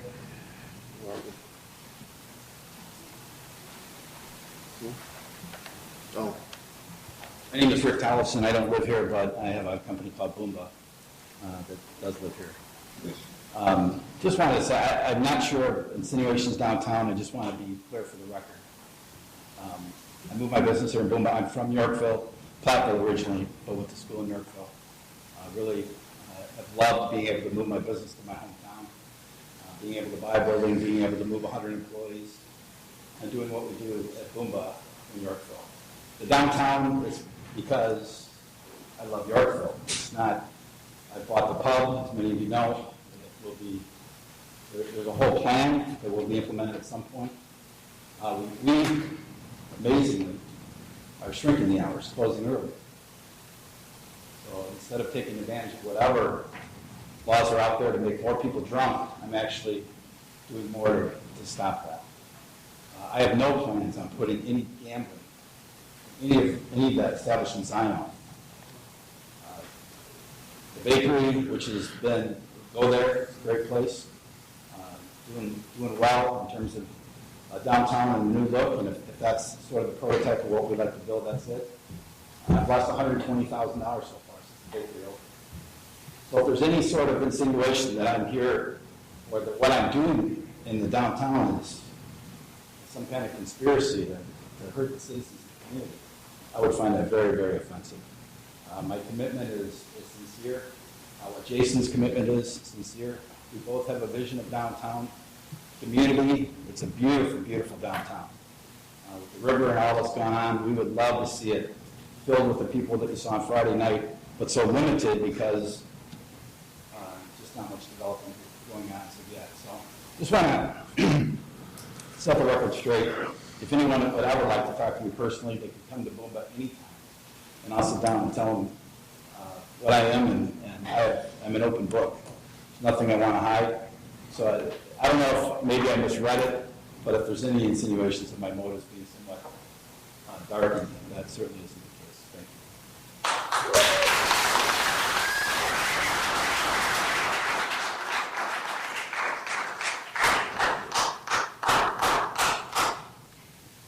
Thank you, Rick. Any other citizen comment or have spoken yet?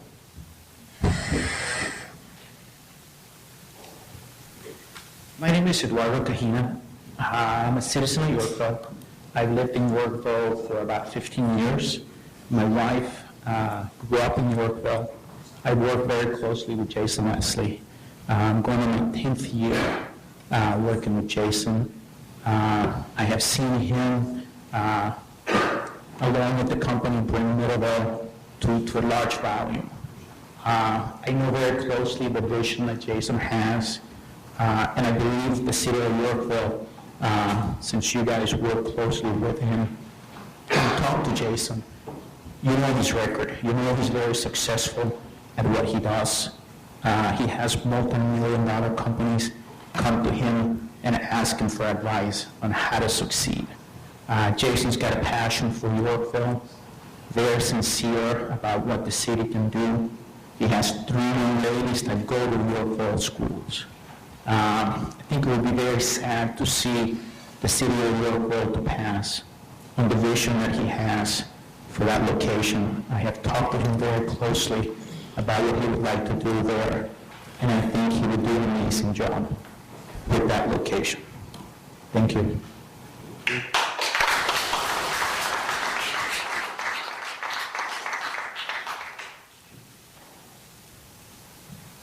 council hasn't spoken.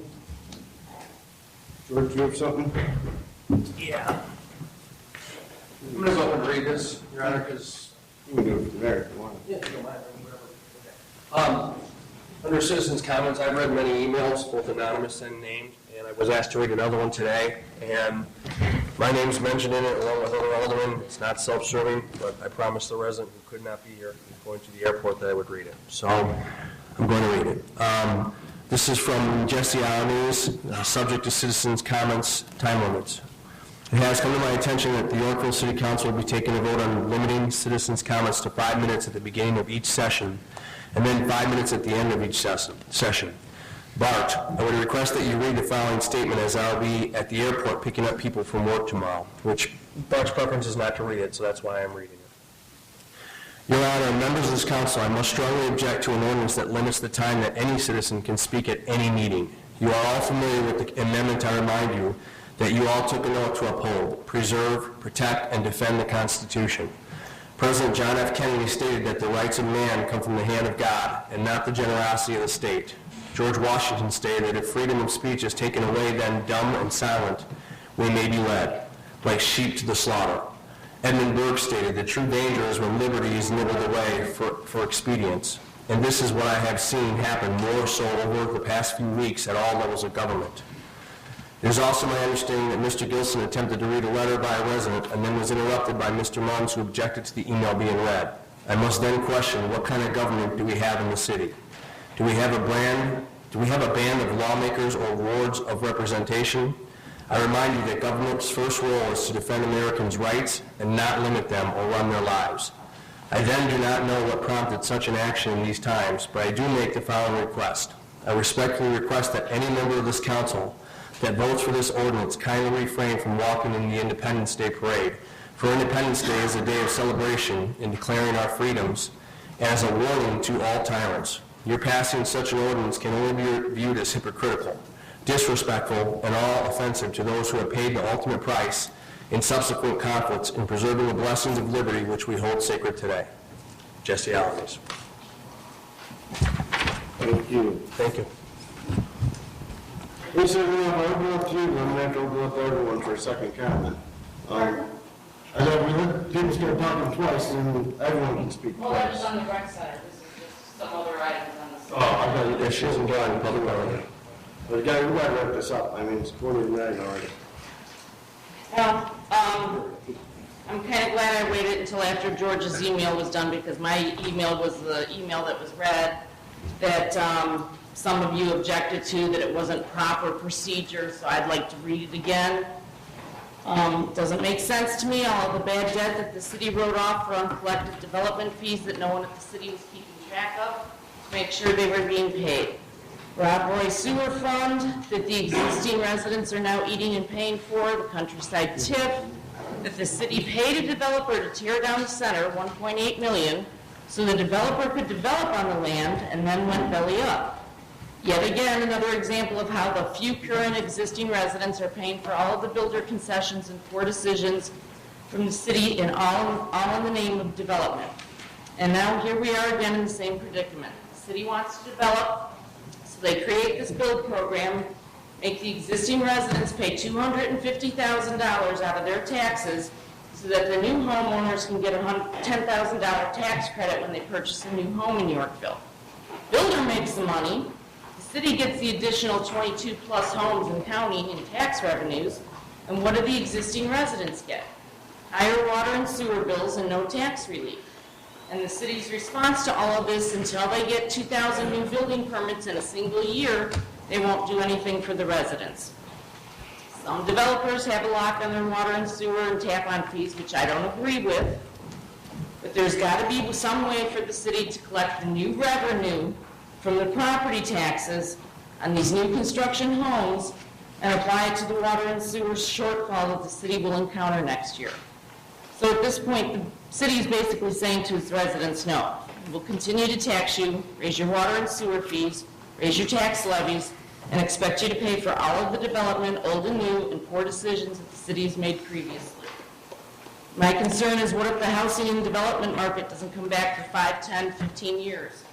So the residents are going to have to wait until the year 2020 or beyond before the city gets 200 building permits in a single year, and they take some of their extra tax revenue in new taxes that they'll be accumulating over the next 8 to 10 years before they give any concessions or tax relief back to the existing residents that are basically curing them with all of the mistakes with regard to the concessions to the builders and developers in the first place. And irregardless of how my comments were read, some of you objected to it the last way, so that's why I wanted to reread it. It doesn't change the message, and the message is really simple. Development is what got this city into the current financial mess to begin with. And I'm not personally of the opinion that development is the answer to get the city out of the mess either. The economy is precarious at best, and I strongly urge the city to use extreme caution in planning for a future that may not come to fruition. Or in other words, once again, counting your chickens before they hatch. I've heard so much lately about how this build program is a good thing, and I just don't see how spending $250,000 out of my tax dollars is benefiting me as a taxpayer. I'm not making any money on this deal, but I have to pay for it.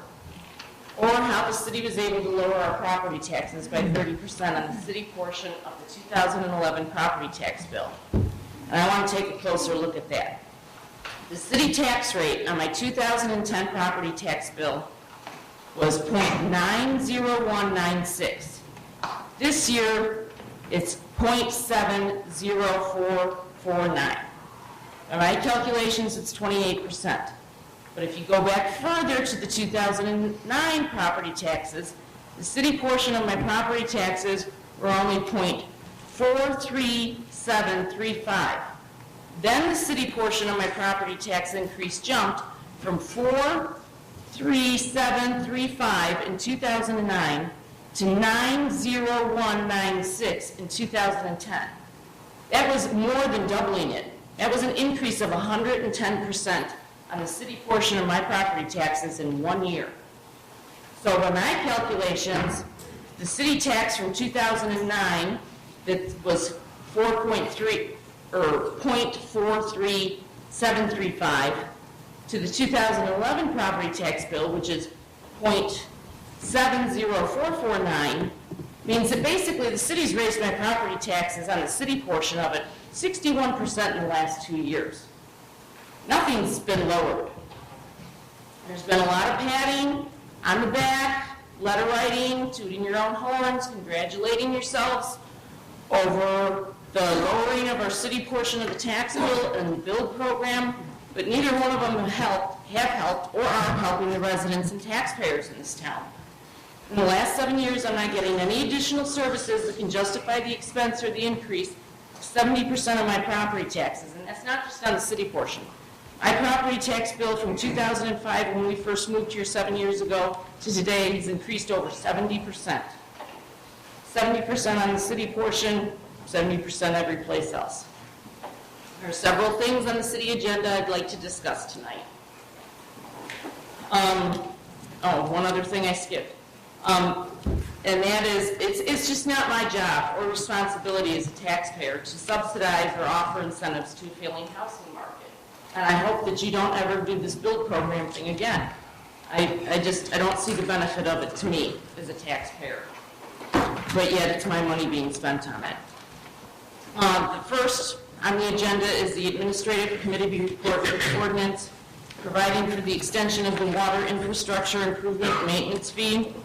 So all goes back to the Rob Roy sewer project. If the city votes for this, they're going to increase our fees another $8.25 onto each resident's water and sewer bill. And that'll make the city only short $284,000. If they vote no to not increase our taxes, water and sewer bill, $8.25 on each bill, then the city will need $959,000 that they'll have to pay next year for this. It's an existing debt that the city has known about since at least 2008 or prior, that the city has no long-term plan, concession, resolution, solution, or any money to repay this already existing debt, except to add additional fees onto the residents' water and sewer bills. And this is a prime example of what I'm referring to with regards to the city's lack of foresight with regard to the budgeting and the managing of their tax revenues. And it's just unacceptable to me. And I'm almost afraid to ask, but even if the city votes tonight to increase our water and sewer fees, $8.25 on each additional one of our water and sewer bills, where are you guys going to come up with the other $284,000? Is that accounted for in the budget? The $250,000 of money that the city just spent on the build program would have almost paid that off in its entirety. I'd like to talk about a consent agenda 7 for the resolution for the 2012 street maintenance program. And my first question is the $100,000 road study completed yet? If the road study program has not been completed yet, then why would the city vote to approve $50,000 worth of road repairs on Kennedy Road? My husband and I have made an extreme point of driving the entire length of Kennedy Road the weekend before last, and we saw no intersections that were down to almost gravel as previously stated. If the roads in my neighborhood were as good of repair as the roads on Kennedy Road, then I wouldn't be up here every week complaining about the roads in my neighborhood. Does the city have a comprehensive plan for when the roads in my neighborhood will be completely repaved?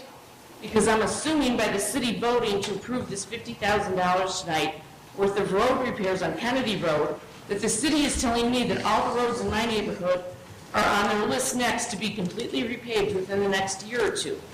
Otherwise, I simply don't understand why the city is wasting $100,000 of the taxpayers' money for a road study if they're not going to wait and listen to what the road study tells them and repair the roads that are in the worst shape first before spending an additional $50,000 for road repairs on a road that doesn't need repairs. I mean, you're basically wasting $150,000 of taxpayers' money between the road study and fixing Kennedy Road. The third item I'd like to address is the consent agenda 3B, Evergreen Farms parcel. For the grant, I don't know where this suddenly came from. I really don't. I'm just totally baffled by it. One minute the city council is voting no for a special use permit for the use of dumping fill from the Route 47 project. Then the owners decide that they will use the land to spread sewage and human waste products on the land. And now the city wants to purchase this property for soccer fields so our kids can play in the sewage waste. Is that, I guess that's about, sums it up. I thought this land was zoned for a subdivision.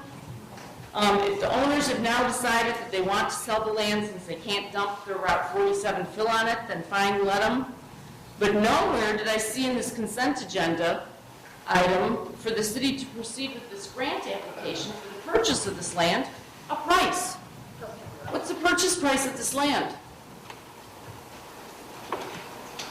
Does anybody at the city know what the asking price of the property is? I mean, to me, that'd be the initial first step, is to find out how much the purchase price of this land is, even before applying for a grant to try and purchase it. I mean, it just doesn't make sense to me for the city to apply for a grant to try and purchase a piece of property when they don't even know how much a piece of property costs. It's going to be a huge mistake for the city to proceed any further with this process. They need to find out first what the asking price is. And it's another example of the city wanting to spend money it simply doesn't have in its budget.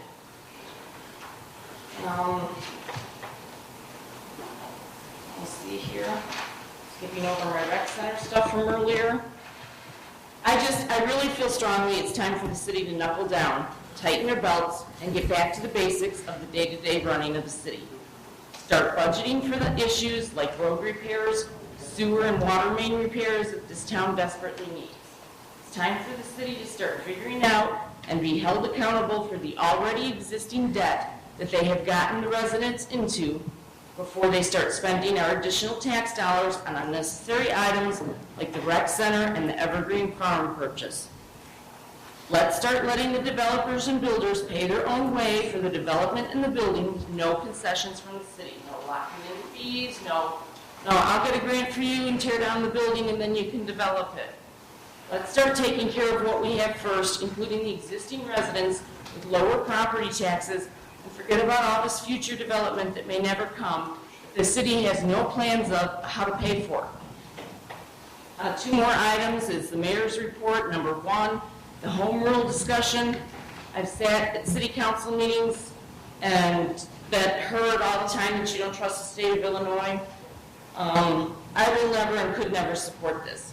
After seeing the way the city council recklessly wants to spend my hard-earned tax dollars with no accountability of how they'll repay their debt, without raising my property taxes 70% in 70 years, or raising my water and sewer fees, I simply don't trust them. You voted, the sales tax went up a percent last year. I voted no for that. With this home rule, the city can decide to go ahead and increase our sales tax, and we don't get the right to vote on it. And the way things are going, it could take another 10 or 20 years before you have the residents enough to be home ruled. So I don't want the city to take this decision away from the residents with regard to the taxes and the spending of our tax dollars. So I can't support this home rule decision at all. And the last item I have is the mayor's report for item 2. I opened up the packet agenda. It's like over 1,100 pages. I think you guys just tried to cram way too much in this meeting. And I think it's a direct result of the committee of the whole, and now you're not having 2 council meetings every month, so you got to cram everything into one meeting. And I'm sorry it's almost 9 o'clock and I'm just boring so many people. But limiting the time that a resident may address the city council regarding city issues, I simply do not support this measure. Freedom of speech is a constitutional right in this country, and I do not believe in censorship. And I want to clarify one point. All of you volunteered for the positions that you're currently holding, and you're all being compensated for your time. Not much, but you are. I'm here every week or every other week too, and I'm not getting squat other than fighting to try and keep my property taxes low. You all made a vow to represent the best interest of the residents and the taxpayers of this town as a whole. And if any one of you doesn't want to be bothered to hear what me or any other resident thinks or feels regarding city issues, then you are not representing us. There are a lot of issues plaguing our society, and unfortunately I can understand and appreciate that we cannot fix or vote on all of them here at a city council meeting. And I feel as city council members, or whoever acts as the chair, has the right to redirect a person if they're not discussing city business. But if any one of you votes yes for this measure to limit our speech, then I'm sorry, you need to resign. You need to get up, move, leave your chair empty, and make room for somebody who does care about the residents. Thank you.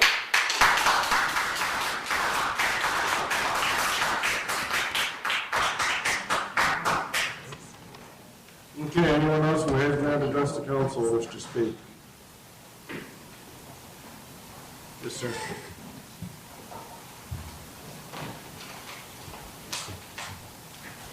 I'm Mario Serra. I live on 809 East Main Street. I moved here a year ago, and I had no idea what's happened in the past. This is my first time I've ever come to one of these meetings.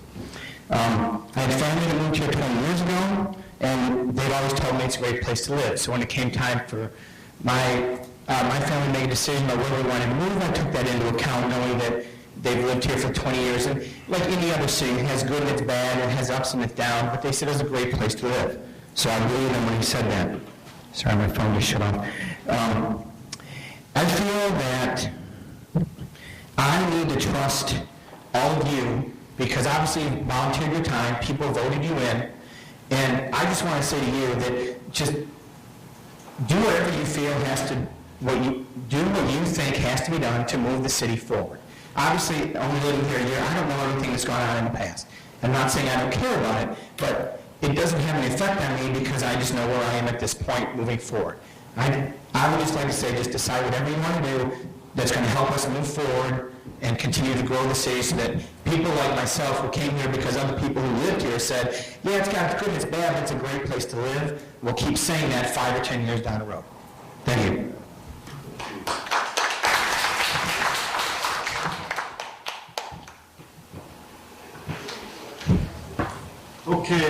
on with the regular agenda at this point.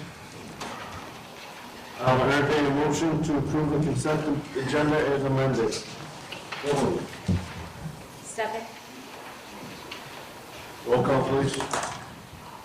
Rosenbaum. Aye. Wilczewski. Aye. Spears. Aye. Munns. Aye. Funkhauser. Aye. Gilson. Aye. Teeling. Patch. Aye. We have two sets of minutes for approval, so I'll entertain a motion to approve the minutes of the regular city council for April 24th, 2012, and May 22nd, 2012, as presented. So moved. Second. Comments or questions on minutes? First set. I just have a few corrections. On page, hold on a second here, let me separate this thing. Page 2 of 7, the April 24th minutes. Judy Gilmore is spelled Gilmour, not More. Page 3 of 7, last paragraph. I think it's important that it's included what I said regarding the petitioner there. So I'll read it again in terms of what I said.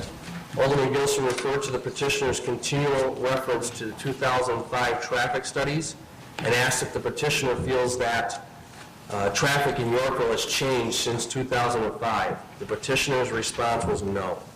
I think that's important that that's included in the minutes. The last paragraph. Last paragraph, page 3 of 7, April 24, 2012, starting with David Schultz, HR Green. And that's all I have on those minutes. Anyone else? All those in favor of approving the minutes as corrected, say aye. Aye. Opposed? Okay, moving on to mayor's report. Number 1 is the home rule discussion. What this is directing staff to prepare a ordinance or a resolution to put home, yes. Excuse me, can you skip this item a minute? Huh? I thought you were taking the minutes one by one. Well, the motion was for both sets. Did you have a correction? Oh, I'm sorry, I misunderstood you. I thought we were just correcting. No, do you have something on the second? I do on May 22nd, May 22nd, go ahead. on page 3 of 5, second full paragraph.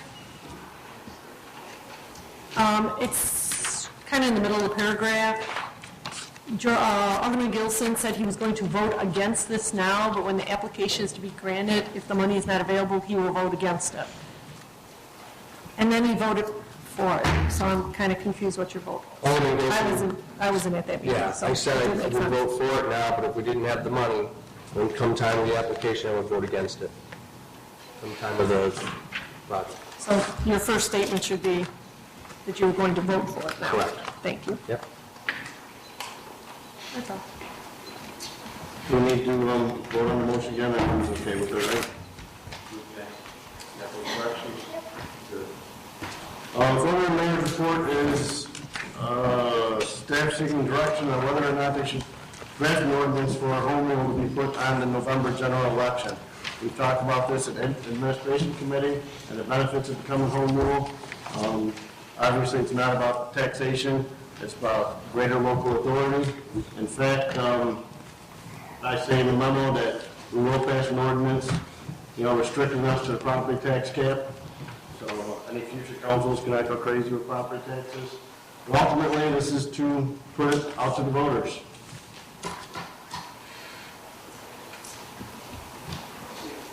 You want me to begin, if I can begin discussion? Sure. Number one, I don't think the voters and the people of Yorkville understand home rule versus non-rule enough to really vote on that issue. If we could educate them, that'd be great. But before you go, I should have mentioned before we started, the plan is to have a series of town hall type meetings, at least 3 meetings between now and November, at the library or wherever else, to educate. Yeah, and that's good. I hope you do. And if you go forward with this and people vote for this, I hope that you do that. But the problem is, the people that show up for those are not the majority, and I still, I question whether or not the voters are going to understand this, number one. But number two, In my eyes, the home rule is just another way to give authority to the city to enact more taxes, and also give the power to enact more government into the lives of the residents. And we don't need any more taxes, and I certainly don't want any more government, injected into the lives of the residents. So I'm going to vote against this, and I'm going to vote against it because, number one, not because I don't want people to vote on it, because I don't think they'll understand it well enough to vote on it, and two, because I don't want to see more taxes, and this gives us the authority to do that. And so I'm going to vote against this. Okay, anyone else? Joe? Well, I kind of take a different view on it. I personally think if we put home rule on the ballot that it's not going to pass, to be quite honest with you. But I'd like to give people that choice. We always talk about giving big decisions to the taxpayers to let them decide. I see a lot of positives with home rule that, obviously the number one criticism is you guys can raise our taxes. Absolutely right. We can raise your taxes with home rule. But there's positives too. I say we put it on, we educate the public on the positives and negatives, let them go. If we're home rule, we're home rule. If we're not, we're not. But at least people had a say in it instead of 8 of the 17,000 residents. So I'm okay with putting it on the ballot. Larry? I'm just going to say, I'm in favor of putting it on the ballot. I do have a question though. Is there a cost involved with doing that? There's no cost to file to put on the ballot, so whatever costs incurred with the referendum would be staff time and paperwork. I have faith that our citizens are intelligent enough to make a good decision on this, and I say put it to the people. That's what our representative government's all about, what the people decide. I'm all for it. Marty? Yes, I agree with Carlo also about putting on the ballot, see what happens. There are some benefits. We don't have to do unfunded state mandates for home rule, which can't talk out of both sides of your mouth, so you don't want to pay extra taxes. State's got these unfunded mandates, we got to pay them without home rule, so at the end of itself, it's something, at least let the people study the issue and vote how they want. Girls? Well, I have a completely different view about putting it on the ballot. If you recall, we had bike path on the ballot. We had the people vote, and the people voted it down. So some people did not like the negative vote, so we put it on the ballot a second time, and the people voted it down. And lo and behold, we're going ahead with the bike path. So put this on the ballot. I feel, regardless of how the people are going to vote, we're going to do it, the council, some members of the council are going to go ahead and go with home rule. On this referendum, though, if they voted it down, that's binding. There's no way we can do home rule without. The law is, this would be a binding referendum, and you cannot bring up home rule more than once every 4 years. So that's just the law, just to let you know. It would be binding, so it's voted down, it's binding, and then But we let the people speak. Mr. Mayor, can I make a point here? General, please quit talking. I'm trying to pay attention. You guys have been doing it all night, and it's really aggravating. You can't pay attention when you hear all the conversations. We're required to talk. I'd say a word when the gentleman spoke. Dan? Yeah, just on the bike trail issue, we weren't voting about bike trails, we're voting if we're going to take out bonds for bike trails, so just to clear that up, but I just believe that this is, we can put it on the ballot to see what happens. Chris isn't spoken yet. Yes, ma'am. I'm okay putting this out to the residents for their opinion. We do need to educate them. That is a big part of it, is actually educating them and giving them the opportunity to ask questions and having forums for them. One thing that you did mention, Mayor, is the tax cap. In terms of our ability to limit future councils, that we have some limitations on that, and whether or not we can hold to that is questionable in my opinion. That's one of my concerns is the things that we will do may not be what future councils will do, and that is something that is a concern. What will happen in the future with home rule? We may have a completely different opinion. I'm okay to put it out there for the residents, but we do have to educate them, and those are the kind of things we need to educate them on, is some of the risk, but as Carlos said, there are some favorable aspects to home rule. I'll support putting it out for a referendum. The only question I had was, I believe we're limited as to the number of referendums we can put on the ballot to 3, correct? Correct. So I just wanted to make sure that there were no other pending issues that might be considered more important for the municipality for November that might get bumped out because of putting this on the ballot. So that's just something to think about. We have 3. If we put this on the ballot, we have 2. If something else comes up that we feel has to go to the residents, we're giving up a slot. Just something to think about. You know, are you aware of any other referendums? I was aware of one that possibly there was discussion of. I was talking with Treasurer Powell about this, and the elimination of the treasurer's position and the clerk's position. No offense about, but that would have to go up for referendum. I don't know if that's something we can bring forward or not, but I know Mr. Powell thought that the treasurer's position should be appointed, or. Yeah. So that's the only other one I can think of. I don't know if anyone else can think of anything else. I want the rec center. I think it'd be a great referendum. All right, as far as the home rule thing, it sounds like there's a majority to move forward with it. So what will happen is we'll see a resolution or an ordinance next meeting to move forward on it. Okay, next is the ordinance regarding city council procedures. I'll entertain a motion to approve the ordinance regarding city council procedures and authorize the mayor and city clerk to execute.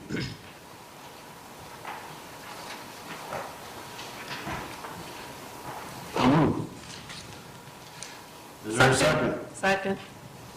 Okay, now this is something that came with our mayor's report. Several aldermen had come to me,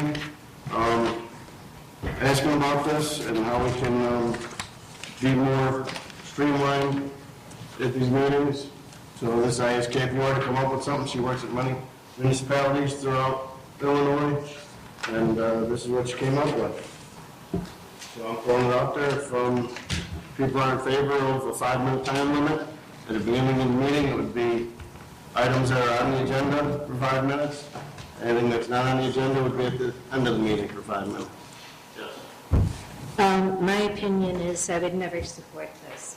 I think that this has been mentioned, the people elected us to represent them, and I believe to hear their comments in person, I know I receive a lot of emails, and I receive also a lot of phone calls, and people just don't want to stand up in front of us because they're afraid of repercussions, most of the people in the community.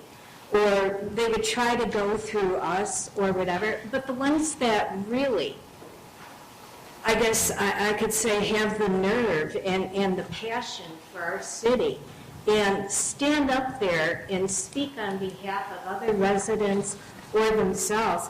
I personally don't care if they talk to me for 10 or 20 minutes in this entire council in order to make their point. And as you know, I don't talk and limit myself to 5 minutes typically, and I'm not going to ask a resident to do that. I just don't think that we should do that. We should allow them to speak on any subject that they want to speak that's fairly related to city business, and as long as they do want to speak. And I don't know if this is, I do understand you want to streamline council meetings, but by, enacting COW and giving us 1,100 pages to read in 3 days is not streamlining very much for the council. So I would like to not support this procedural ordinance and amendment. Thank you, Rose. George? I also will be voting against this. I believe that this is an attack on freedom of speech, and I also believe it's an attack on the public's involvement in government. A resident should be able to say whatever they want and to say whatever they want about government and its leadership, and especially when they feel so inclined to do so. So I believe that there should be no time limit on these comments, and it's our duty and our obligation as elected officials to hear each resident out complete, regardless of whether their comments are greater than 5 minutes in length. And I will also be voting against this. Yeah, the part of the ordinance of breaking up the comments to one at the beginning and one at the end, I actually like. At the beginning, you talk about city business. At the end, You talk about our founding fathers, you talk about how great this country is, you talk about whatever you want. It's your opportunity to be heard in a public forum. However, the limiting the time, I have always been against it. I've said I've always been against it. I said in committee I'm against it. I'm still against it. I believe strongly in the First Amendment. I think when we start chipping away at the residents' ability to air their grievances with us, we're doing them a disservice. As Mrs. Peterson said, we all volunteered for this job when we ran. We are compensated, but we chose to do this. Is it fun sitting here till 9 o'clock for the first 2 hours listening to public comments? No, it's not always fun. But we all volunteered for this. We all ran for this office. So I would be, as written, I would be against the ordinance, and I'm going to vote against it. However, if an ordinance is redrafted, allowing citizen comments at the beginning for city business and at the end. Agenda items. Beginning is agenda. For agenda items, correct. At the beginning for items on the agenda, at the end for items that they wish to speak about that might not be on the agenda. I would support that with no time limits. Furthermore, I might even consider, depending on the way it's written, some sort of procedural ordinance in case somebody becomes belligerent or disrespectful or uses foul language or decides to read the phone book just because it's their own silent protest against city council, to stop some of those proceedings. But sure of that, I would not ever vote for a time limit on an individual who is airing their grievances to this council. So I will be voting Okay, anyone else? Yes. I just want to say I agree with Alderman Calisto. I like the idea of breaking up the two citizens' comments, but the time limit I don't agree with. Yes. Yeah, I agree with Carl on anything on the agenda, speak as long as you want. If you start repeating yourself, I'll probably ask you to finish it up. But what about the comments at the end? Put some kind of limit on that has nothing to do with the agenda. And again, like you said, people come here and start talking about their dogs and their cats for 14 minutes. Well, I mean, it's a safety net. That's why it's at the end of the meeting. It's the last thing in the meeting. There's no business after that. If somebody gets up there and starts reading a phone book, each alderman can decide to stand up and walk out. As soon as we lose a quorum, guess what? The meeting's over. So, procedurally, there's an out for that. And that's why we put it at the very end, because there's no further business. And that's what we have a CEO for, is to direct those comments and to streamline them. CEO. So will those citizens' comments that don't pertain to agenda items be after executive sessions that we have? I don't know, dude. I mean, as far as I'm concerned, let's vote on this thing tonight. And, if you want to bring it back to committee to form something, that's fine. Discuss it. We don't have committees. We will come September. Thank God. Can we make a motion to table it and have it brought back rewritten? Well, nobody likes it how it is, so why don't we just vote on this and kill it? Well, if we could bring it back and take the time limits out, You can do it either way. If you would like a motion to table it. make a motion to table it to the next city council meeting. Is there a second? Second. Roll call, please. Cut. Aye. Munns. Aye. Spears. Nay. Colosimo. Nay. Montalzer. Aye. Milczewski. Aye. Teeling. Aye. Gilson. Nay. So it is tabled until next city council meeting, and you want to see it in a different form. Okay. If anyone has any suggestions or comments, what they want to see, get it to Bart. Well, we just table it, can we change it around? We just table it, we're going to vote on it. Does it have to come back in the same form if you table it? Or just never come back. We'll just redraft a new one. Right, I'll come back, we'll get redrafted with the time, so that's the motion. We'll bring it back with the next time. She'll figure it out.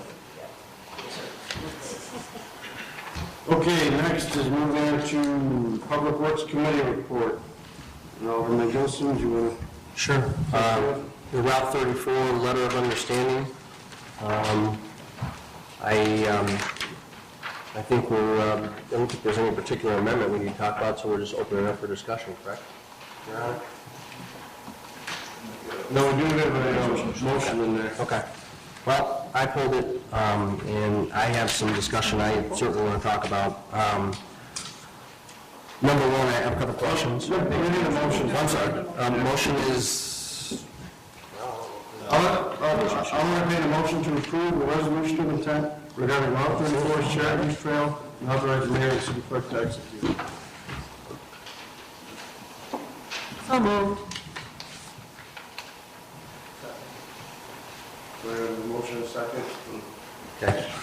A couple questions. First of all, the $87,400 budgeted for our portion of these trails, is there anywhere we've accounted for that or budgeted for that?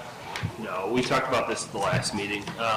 Both of the letters of understanding, one of them was approved in 2010, but the project had not been budgeted in IDOT's 5-year plan. So through the entire course of our budget document, we didn't have, go ahead from IDOT that the project was going to be occurring. We do now, obviously. That approved our budget. The second one was approved, it would have been prior, it would have been after the budget, or right in the middle of the budget session. So we haven't had a budget cycle come up where we've had this commitment, and IDOT has said, you're definitely going to be doing this project for the next 5 years, which would then be our trigger to add it to the budget. So the second follow-up question is where do you suppose those funds are going to come from, and when will they be due to be paid? We'll pull them out of the citywide capital fund, which is funded by the general fund, the city's general fund. If there's components of the project that can be tied to sewer, water, or MFT dollars, we might propose that. We'd have to go through and take a look at the individual components and make a decision at a future date as far as recommendations go.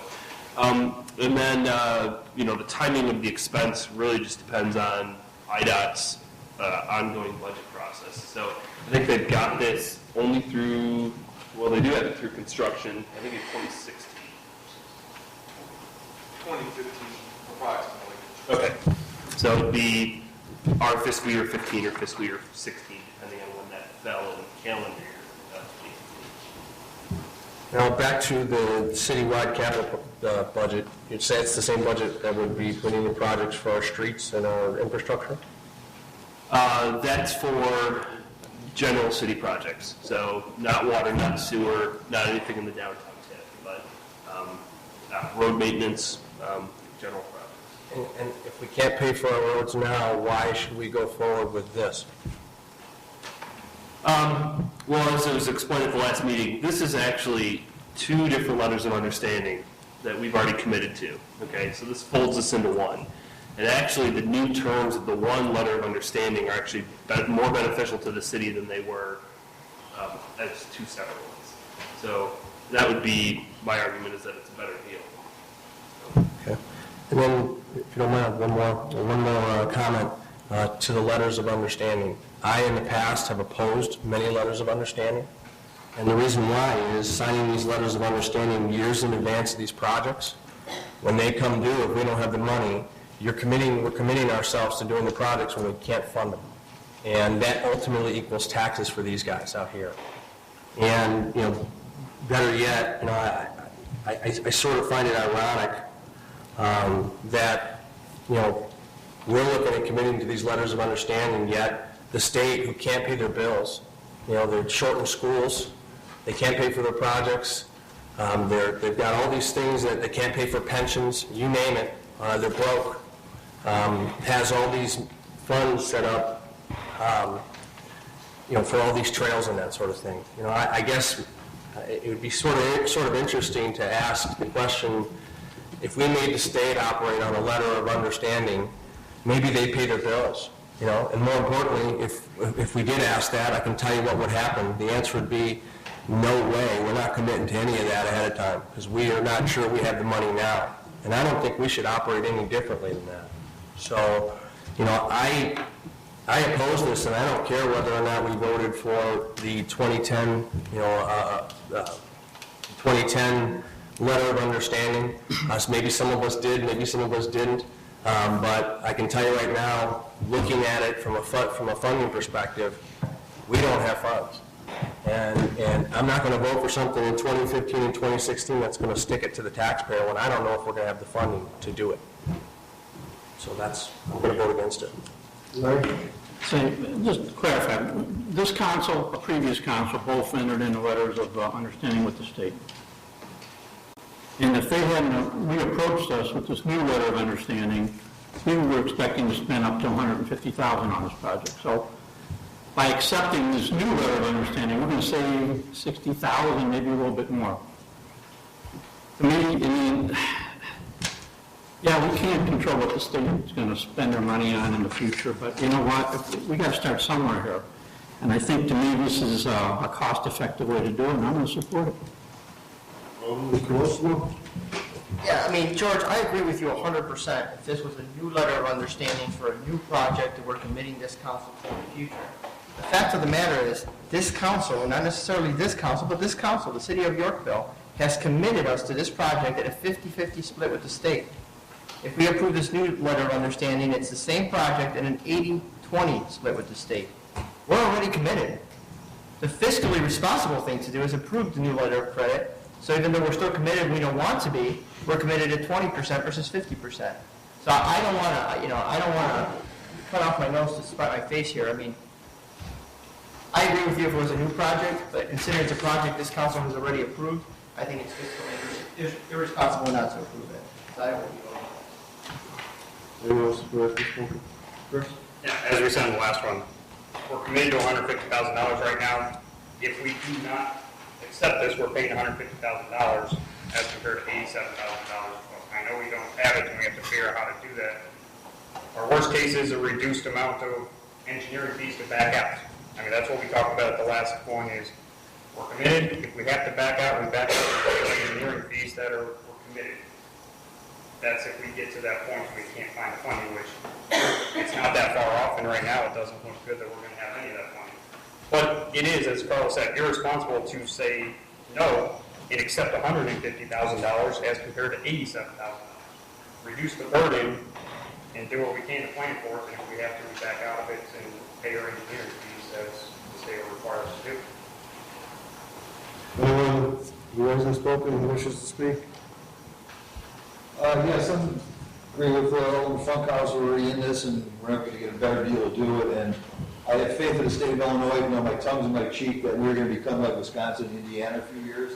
They turned it around in 2 years, so from some good leadership down in Springfield, the state should have some money, hopefully in 4 years. But right now, I'd say we're committed to this, and we can't back out now, so I'll vote yes.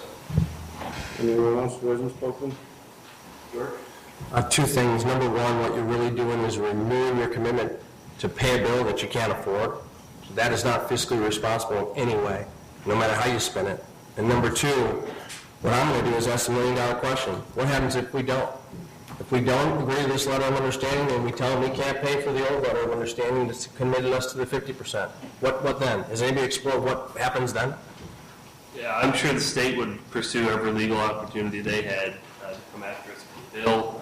We've been told under separate programs that, basically if you don't pay for a federal highway project or a state highway project, an invoice that's sent to you that you're committed to pay for, they'll have the right basically to sequester your MFT dollars. So as a larger form of government, they're going to get their way one way or another. Yes. Alderman Street. Thank you. I too was going to oppose this, but after our discussions during our last meeting and realizing that we are committed as a city, it would be a cost savings. However, I would just support this with a request to the council to stop spending on trails and paths and various things like that. I mean, these are things that get us into big trouble and also cost the taxpayers quite a bit of money. So I will support this. It will be a savings, unfortunately. Roll call, please. Munt, Aye. Spears, Aye. Colosimo, Aye. Funkhauser, Aye. Milczynski, Tuskegee. Aye. Teeling. Aye.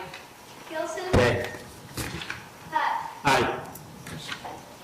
Okay, number 7 came off the consent agenda. So I entertain a motion to approve an MFT resolution for 2012 street maintenance program and authorize the mayor and city clerk to execute.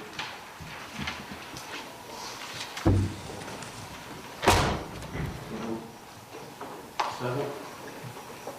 Second. Comments or questions on this one? Bear with me here.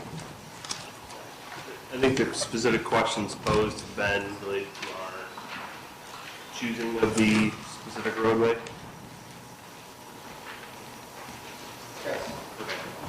We can let Eric or Brad. We chose this roadway for a factor of the high-speed road is a highly traveled road, and we are going to stay in one area in order to get the best price for $50,000. $50,000 worth of patching, everybody remembers, was done twice on Main Farm Road from the north side of the Beecher Center to the intersection of Route 34. That was $100,000 is all that balance, and it wasn't even all new road. We are trying to save a road that is in relatively decent shape with some exception of some patching. To do this is an expensive, high-traveled road. This gets speeds of 45 miles an hour, so it's a design speed of, I believe, a higher speed than even 45 if the speed limit is 45. This has supernated curves. This has had accidents that have involved death. We need to keep this road in somewhat relative good shape, and if you go up to the curve, that would be east of the stop sign of Bristol Ridge and Kennedy. The whole would be, at that point, the northeast bound lane. The whole shoulder is cold patch. And that's been cold patched for the last 5 years. And it just is, there's nothing left of it. I realize that other streets in town are exactly the same way, but this is what we decided on for those reasons.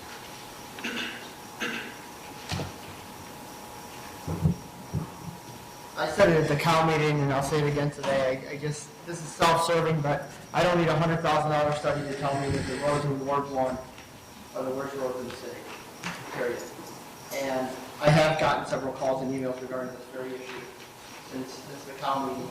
People in Ward 1 saying, how can you possibly not be fixing the roads in Ward 1? And it's the alderman of Ward 1. I represent Ward 1, and until I see the road study at minimum, I can't put money into any other road unless it's in Road 1. And that might be self-serving, but that's the people, those are the people I represent, and I'm going to vote no. Do we have to spend this money now, or can we wait till the road study is done? Depends on when the road study is published. The paving is a short season. You can't pave much past October 15th. The study isn't going to be presented until December. So When? December. December. Yeah. So, I mean, you could always wait and do something after the fact. Given the road conditions, though, it was our staff's recommendation to fix it now before the winter, obviously. If we don't use this 50,000, does it roll over to next year, or do we lose it? No, we don't lose it. No, but it doesn't necessarily stay in road patching. It's an unobligated MFT policy.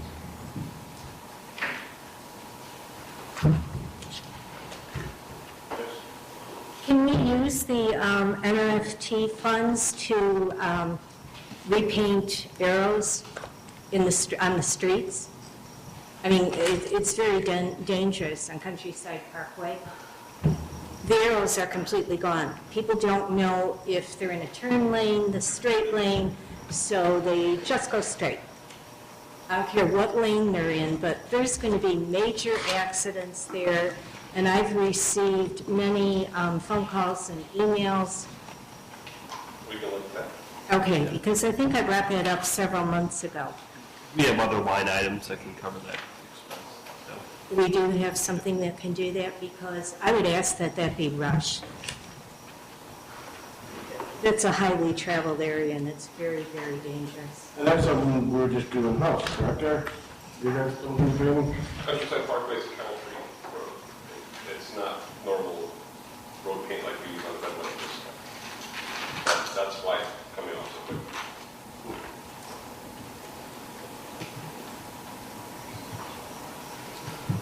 Won't be quite as hometown in my Ward 3 as Carla was in Ward 1, but There are some roads in Ward 3, some of the subdivisions that are in various, disrepair, but I'd like to study to see which ones, like we've done in the past, which one make more sense to fix. I mean, some might look roads where you throw money, that's wasted money, where like Eric's explained in the past, and I'm not a road engineer, but if you fix them before they deteriorate, it's going to save a lot of money in the long run, and get more out of your dollar, but at this point, again, there are some roads in Ward 3, Chris and I know that they're, but we're the experts to see if the work falls in place first. And just so everybody knows, we do have additional money set aside that's not MFT related, so it's actually a little easier for us to spend it for road maintenance in fiscal year 13. Off the top of my head, I can't remember if it's 100 or 300,000. 300,000, okay.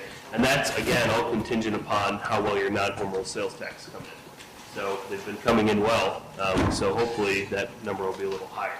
So, and again, we can spend that money whenever we want.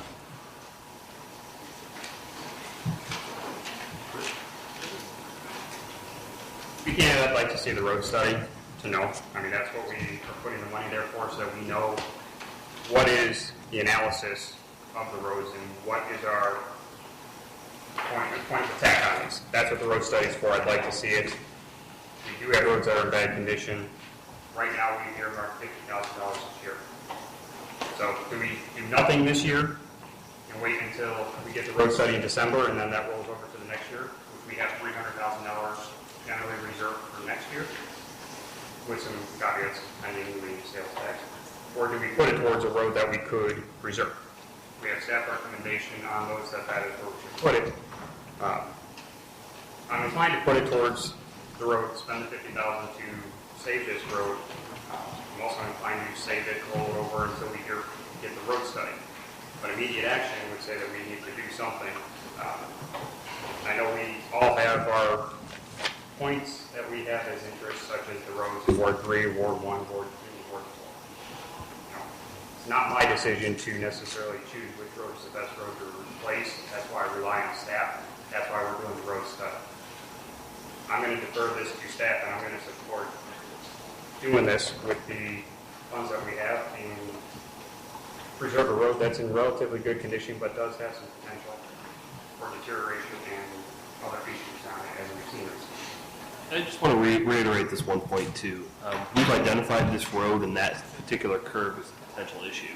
Okay, so that's why we made the recommendation based on traffic counts, speed, and deterioration of the roadway. So, my statement was yes, you could delay until after the winter season, but plows tear up roadways, icy conditions create even worse driving conditions. So it is our recommendation that we get this done in this construction season so that the road is better to travel on. I also agree that, you shouldn't spend money on roads without any sort of a study that says you should. That's what you guys spent $100,000 on, is to get an idea of which roads to fix first. And, and if you spent the money now, so you might as well see which roads you should fix first. But second of all, in terms of the roads, I just think there's a lot of roads all throughout Yorkville that are in much worse shape than Kennedy Road. And I think that money is better spent elsewhere. So I won't support it either. Roll call, please. Feldhauser? Aye. Wilczewski? Aye. Teeling? Aye. Gilson? Nay. Cott? Aye. Munns? Aye. Spears? Nay. Pelosi? Nay. Okay, next is number 8 was pulled off of consent. So I'll entertain a motion to approve the LOC bond call policy. Authorize staff to initiate the application. We don't need a motion first, do we? Is this informational? Well, we are proposing to take this to public hearing, so the direction, whether you do it by motion or not, I guess is more up to you. But we do need to take this to public hearing to actually formally authorize it. We're going to formally change it. All you need is direction. So any comments? Yeah, I do. We discussed this one in college law, obviously, and I know Mark had some concerns about are we making things easier for the developers and things like that. And based on our discussions in the tax and review committee, absolutely not. What we're doing is we're streamlining the process to make it crystal clear to the developers exactly what our triggering mechanisms for these bonds will be. So there's no ambiguity, there's no, are we gonna call the bond, are we not gonna call the bond, we should call the bond? That's all we've been doing for the last 10 years, is keying and hawing whether we should call bonds. This sets forth trigger mechanisms. If the developer hits that trigger mechanism, the bond is called. Plain and simple. It takes the decision making out of the politician's hands, and it treats everybody fairly. So I wholeheartedly support this. Staff did a great job in coming up with it, and I will endorse it 100%. And had we had this policy in place 4 or 5 years ago, we wouldn't be in this right now. Absolutely. George? I've been pushing for this for a long time, and I've been stating it out loud in public, but there's a couple of things that I see as issues. First of all, I guess I'm going to pose the general question. Did anybody add up what our bond, or LOC or bond liabilities are to this point? Has anybody done that math? I have, and I'll tell you what it is. Our math right now, liability and current letters of credits or bonds out there is $32,551,197, slightly above that.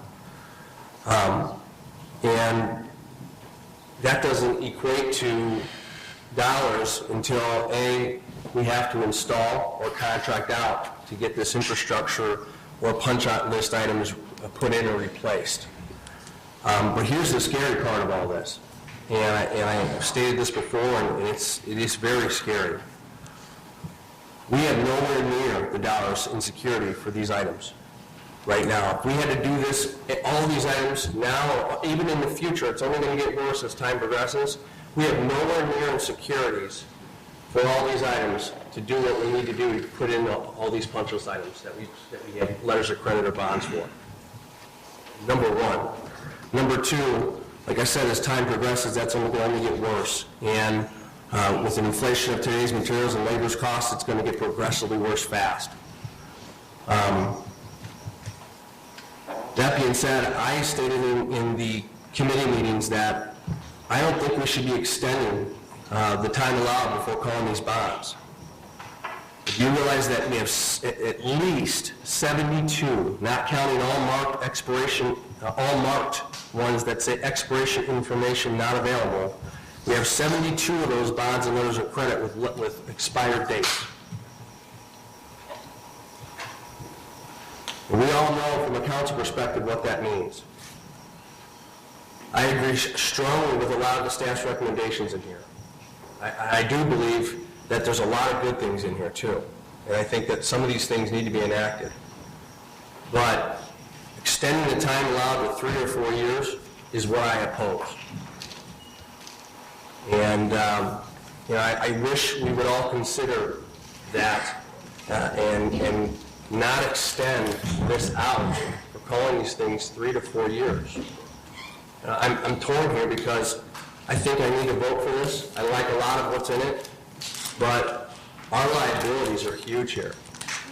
And securities, letters of credit and securities that we have, with 72 expired, all we're doing is extending that out even further and exposing the city to even more potential litigation and damage. So I'd love to get input. Well, I think, first of all, I think we discussed that this would apply to future developments. It would not apply to the $32 million that's sitting there now. Those were the rules that we got it under. Those are the rules we have to follow. This is for the future. Second, the reason we decided the 3 to 4 year window is because none of us anticipate, and some of us, including me, hope that development will never be as fast as it used to be in Yorkville. That was one of the issues we had. Everything went so quickly. So we think we have to also be fair to the new developers in the future. When they come in, we can't expect them to have a subdivision done in 6 months. Those days are over. So we think that a 3-year to 4-year window is a reasonable time to develop a reasonably paced, reasonably priced, reasonably developed subdivision in our city, if we ever allow a new one in, to be quite honest with you. So that's why it's a little longer window, because we don't anticipate that. And I agree, but not 6 months, Carlo. How about 2 years? 2 years is a fair time limit for extending and calling those bonds. Let's limit our exposure here, because our exposure right now is outrageous. And with 72 of those expired, should be very concerning for everybody here, because we know what it takes to have to get those securities when they've expired. So I suggested 2 years in committee, and I hope you consider 2 years. You know, and I don't think that's asking a lot. I think we've got a lot of damage control because we have let this policy run us into the situation we're in now. Anyone else? Mayor, Yes, sir. I just think anything less than 3 or 4 years is basically going to scare away any new development. It'll shut it down, in my mind. If that's what the intention is, then, you know, I'm not for that. I think 3 or 4 years is reasonable, and that's the way I'm going to vote. Roll call, please. Spears, Aye. Colissimo, Aye. Funkhauser, Aye. Kraszewski, Aye. Teeling, Aye. Gilson, Present. Pat, Aye. Munns. Aye. Okay, next is Economic Development Committee report. There's 2 items pulled off consent agenda. We have both the Oslo grant applications. I guess we'll take them one by one. I'll entertain a motion to approve the Dock 3 resolution of authorization to apply for an Oslo grant for the development of bicentennial riverfront park and authorize the mayor and city clerk to execute.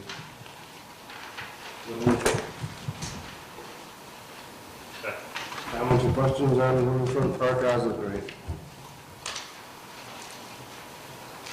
Roll call, please. Hello. I didn't see it. I just feel so invisible. There's your share, boy. I guess, I know. Kelly's head was in the way.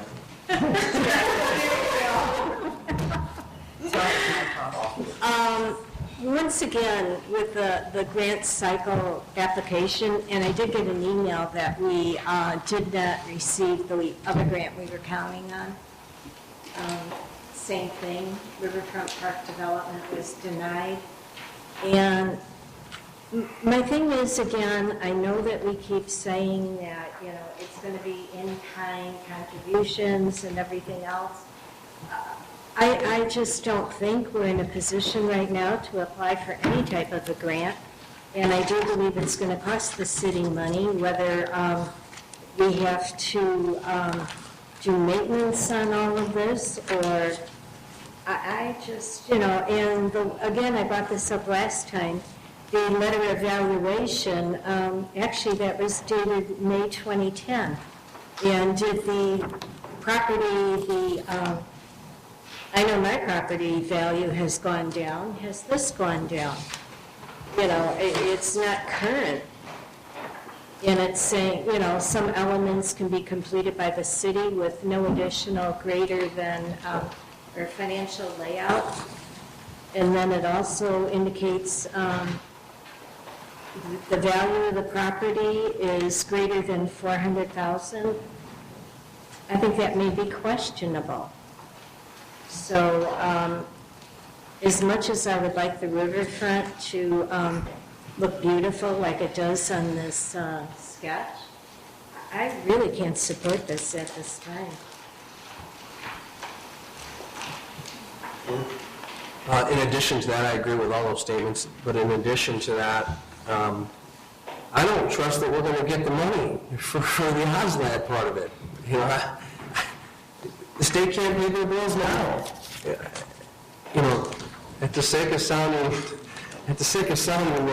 dark here, you know, these guys are going to have to find ways to pay the bills that they have, the pensions, the schools that they're lagging on payments for, and every other thing that they can't afford now. That's got to come out of somewhere. And I'm not so sure we're going to see that. And so I'm concerned about these type of grants, because yes, our portion obviously is, in this particular one, is forced labor and other things, but, you know, there's still money being spent. It's money at the state level, and it's money from the grant that the state right now can't afford to pay their bills. Something's got to give. Something has to give. So I'm also not going to support this. I support the riverfront park, and I hope we can do what we need to do someday, but I just think right now we're in no position to put ourselves in any sort of liability. That last statement, liability, there was no money that we put up front on this, correct? You're doing labor in-house? I mean, is there a budget item that's going to be created if we get this grant? Yes. Every time you do an OSLID grant, you outlay the money and then seek reimbursement from the state after the project is completed. So, the end result is that there's no financial outlay from the city, but there is a period there while you're building the park that, you spend the money and then you get reimbursement from the state. If we were awarded this grant, we're going to spend the money and we're going to get it back from the state. And the concern here is that the state doesn't have any money. The state doesn't have any money. I don't see them entering into this agreement. I agree. So, I mean, it's, you don't lose. I mean, either it's going to happen or it's not going to happen. But Larry, the state, I'm sorry, yeah. Go ahead. You done with? Well, the state, there's anyone with a lot of people. Anyone else have spoken about, George? I have kind of a concern on this, not so much about the riverfront park, because we already have the park, and it would be nice to improve on it. I guess my concern was, and I kind of voiced this when we talked about earlier, is Evergreen Farms to pursue getting more property right now. I know that we might not get the money, but if we do, then we're liable for this other piece of property, and it goes back to the cost of the maintenance of the property. How are we going to mow something that big? How are we going to develop it? We talked about we'd have to put some trails on. So I'm kind of like split on this. I do support going out to try to see if we can get something from the riverfront. We might not get it. We already saw once we didn't get it. Correct? Did we try twice for there too? Yeah. We've had 2 cycles. This would be the 3rd. Yep. So I don't, that one doesn't bother me so much. I guess I'm just concerned with that. It's again, getting more property. And we have so many things going, we've got the rec center hanging over our head. There's just, I don't know, just so much. I'm not really that comfortable with the second part of it. The 2 applications are not connected other than they're from the same pool of funds. So we can vote on them separately? Yes. That's what we're going to do. Okay. No? That's fine. Yeah, I agree with Alderman Shusky completely. That I don't believe that new rooftops and new developments are what's going to bring this city back. I believe it's private industry, private money, private business that's going to bring the city back. I am a big fan of the downtown riverfront area. I mean, I said that when I ran. I said that before I even thought about running.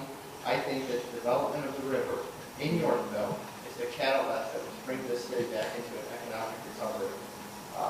So I would support the riverfront property being developed. I think the plans that were developed by the city are beautiful. If we can get the grant from the state, history is our best indicator, and they paid all their other grants so far.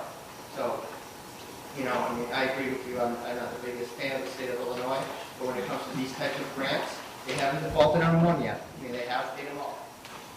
So I am all for the development of the riverfront. I agree with Jackie. I think right now it's probably not the time for the city to, even though I would love to get a park on the south side of the river. I mean, I would absolutely love that, because everything seems to be developing on the north side. I don't think that right now is the time to develop that land. So I would be voting yes for the riverfront, but I would be voting no for it. I was just going to talk about riverfront parking and grant application and the OSLA grants that we've had. How do we have any outstanding? That was going to be my question, if we had any outstanding that they haven't paid on. Have you ever heard of the state defaulting on the OSLA grant? It's a sequestered revenue source that's generated, so those funds are basically set aside. I'm in favor of doing this for the downtown. We've been turned down twice, so we've had these plans around for a while. It'd be nice to see it happen for the downtown. The downtowns are an important part of what we have going on. We've made good strides on what's been done there. The state has done a lot of work for us there.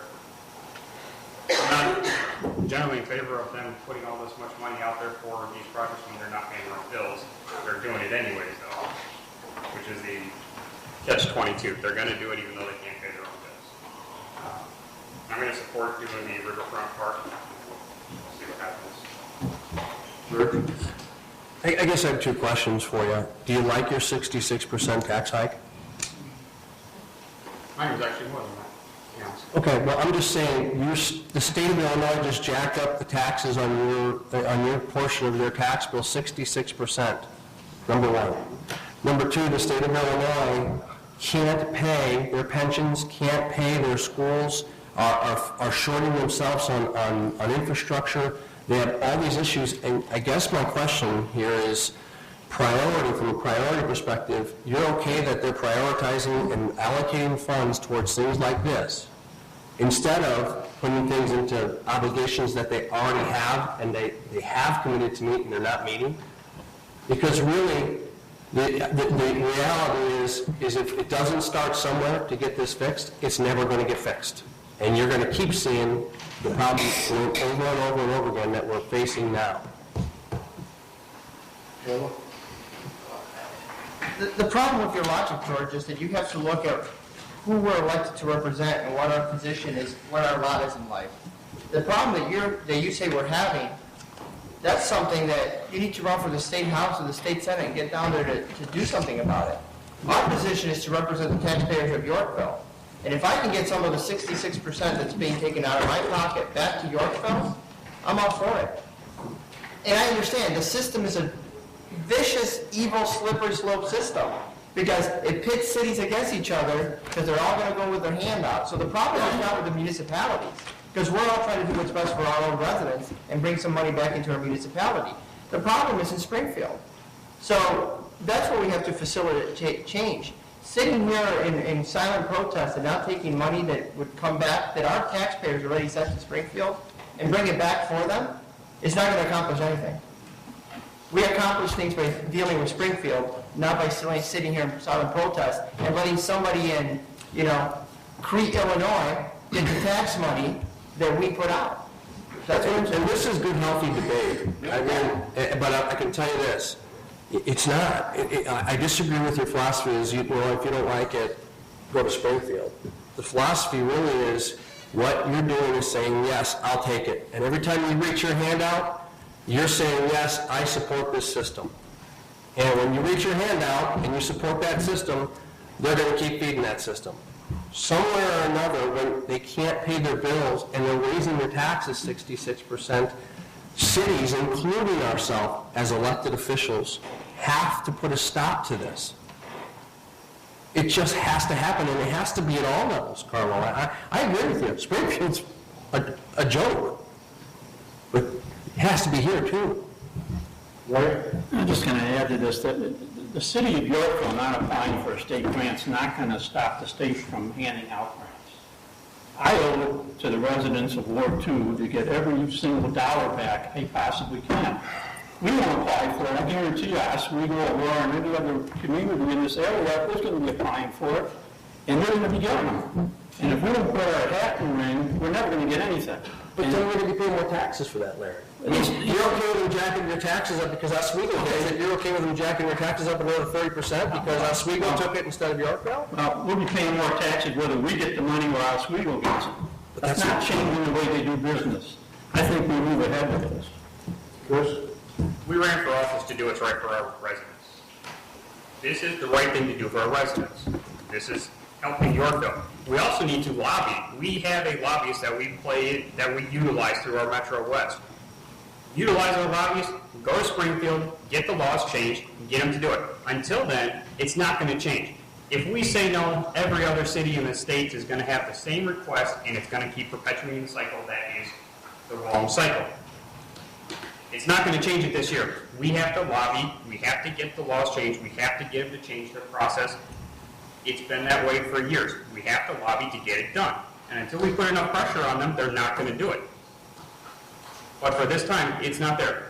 Our pressure is in our lobbyists and in us being down there with our state representatives in making the change, telling them we need the change made.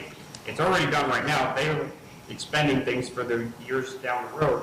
But we need to make the change through lobbyists and putting pressure on our representatives. That's the only way it's going to change.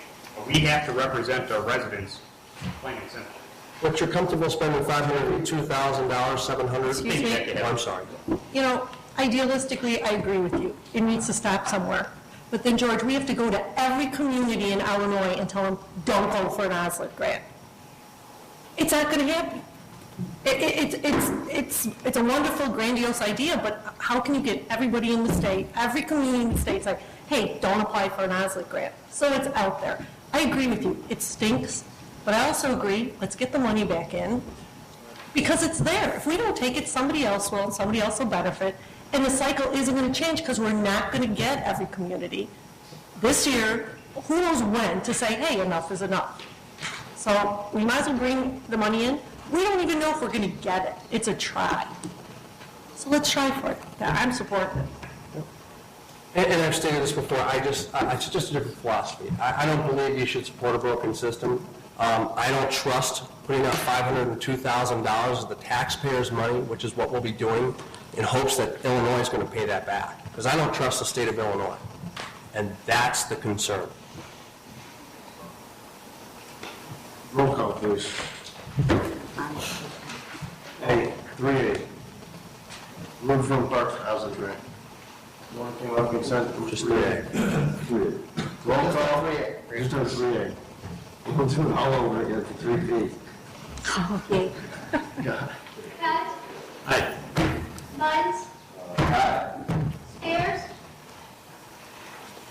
Well, to keep the money away from Crete, as Carla said, I'm going to have to go with aye. Olesino, Aye.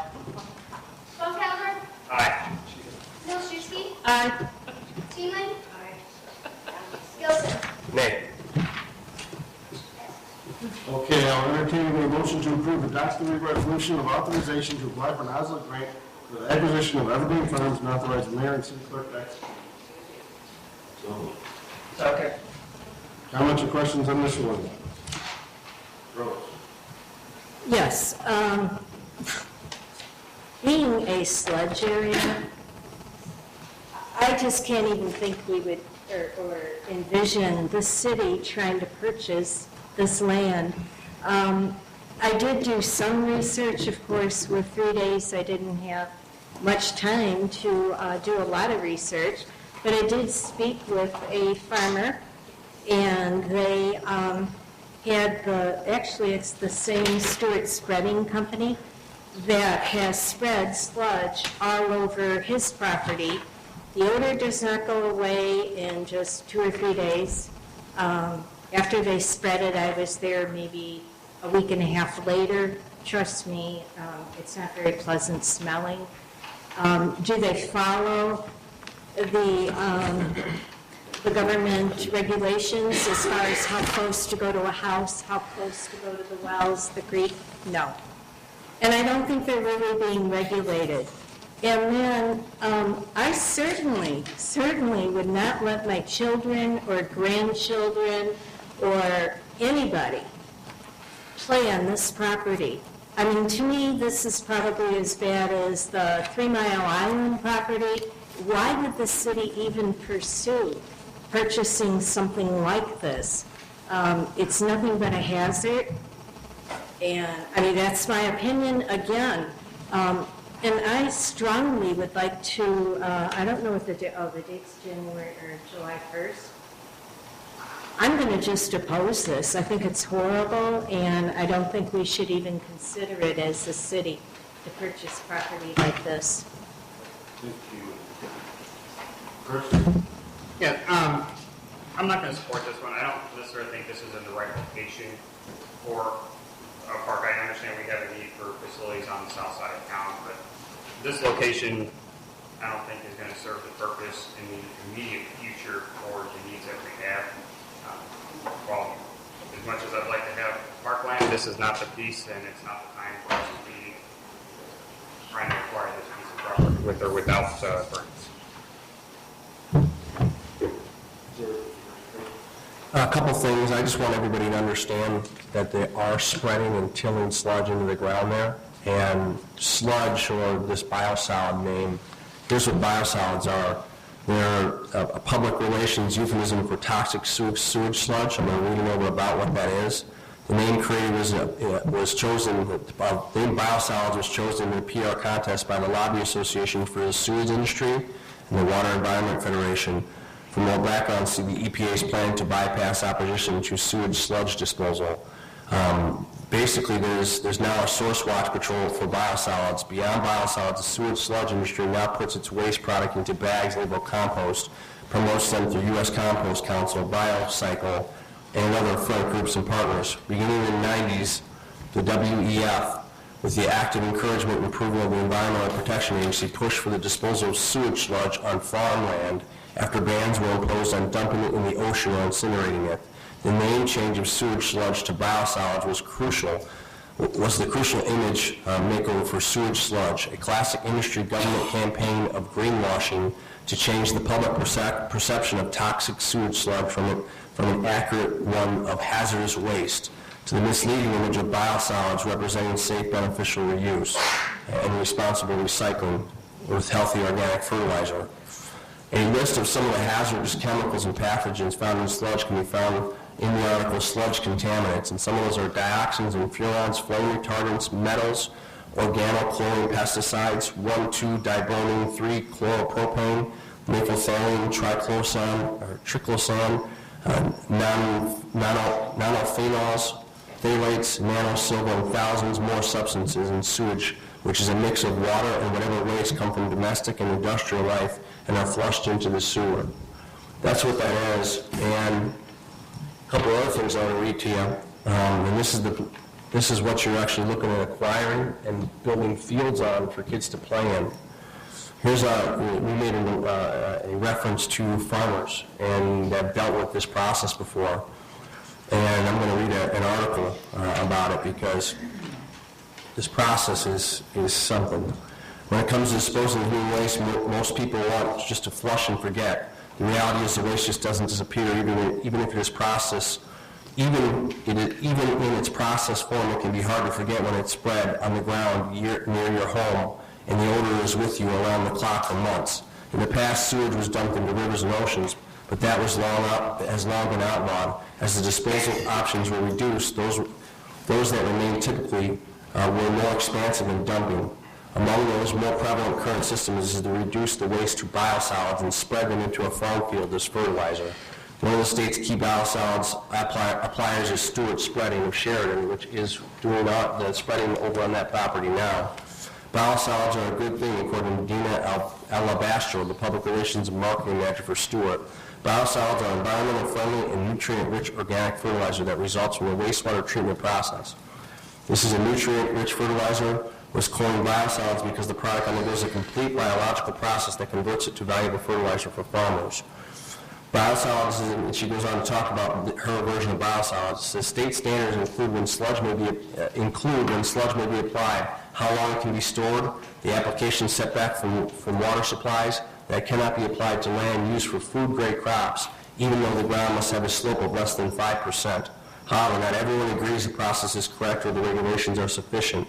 And it talks about a LaSalle County resident that had said basically had some issues with that. The other article that I have is an article from the Sun-Times. Gerald Huslander, who farms 20 acres in River Township, said this summer has been better. The smell of sewage sludge only lingered over his property for about a month.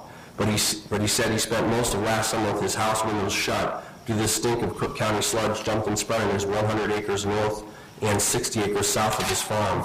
In May 2009, Stewart Spreading of Sheridan trucked in and dumped the sludge on property purchased by Robert Loftus of Yorkville. Huslander said a substance resembling gelatin was dumped in a pile head high and 1/8 of a mile long. He said it sat there until the end of June when it finally was worked into the ground.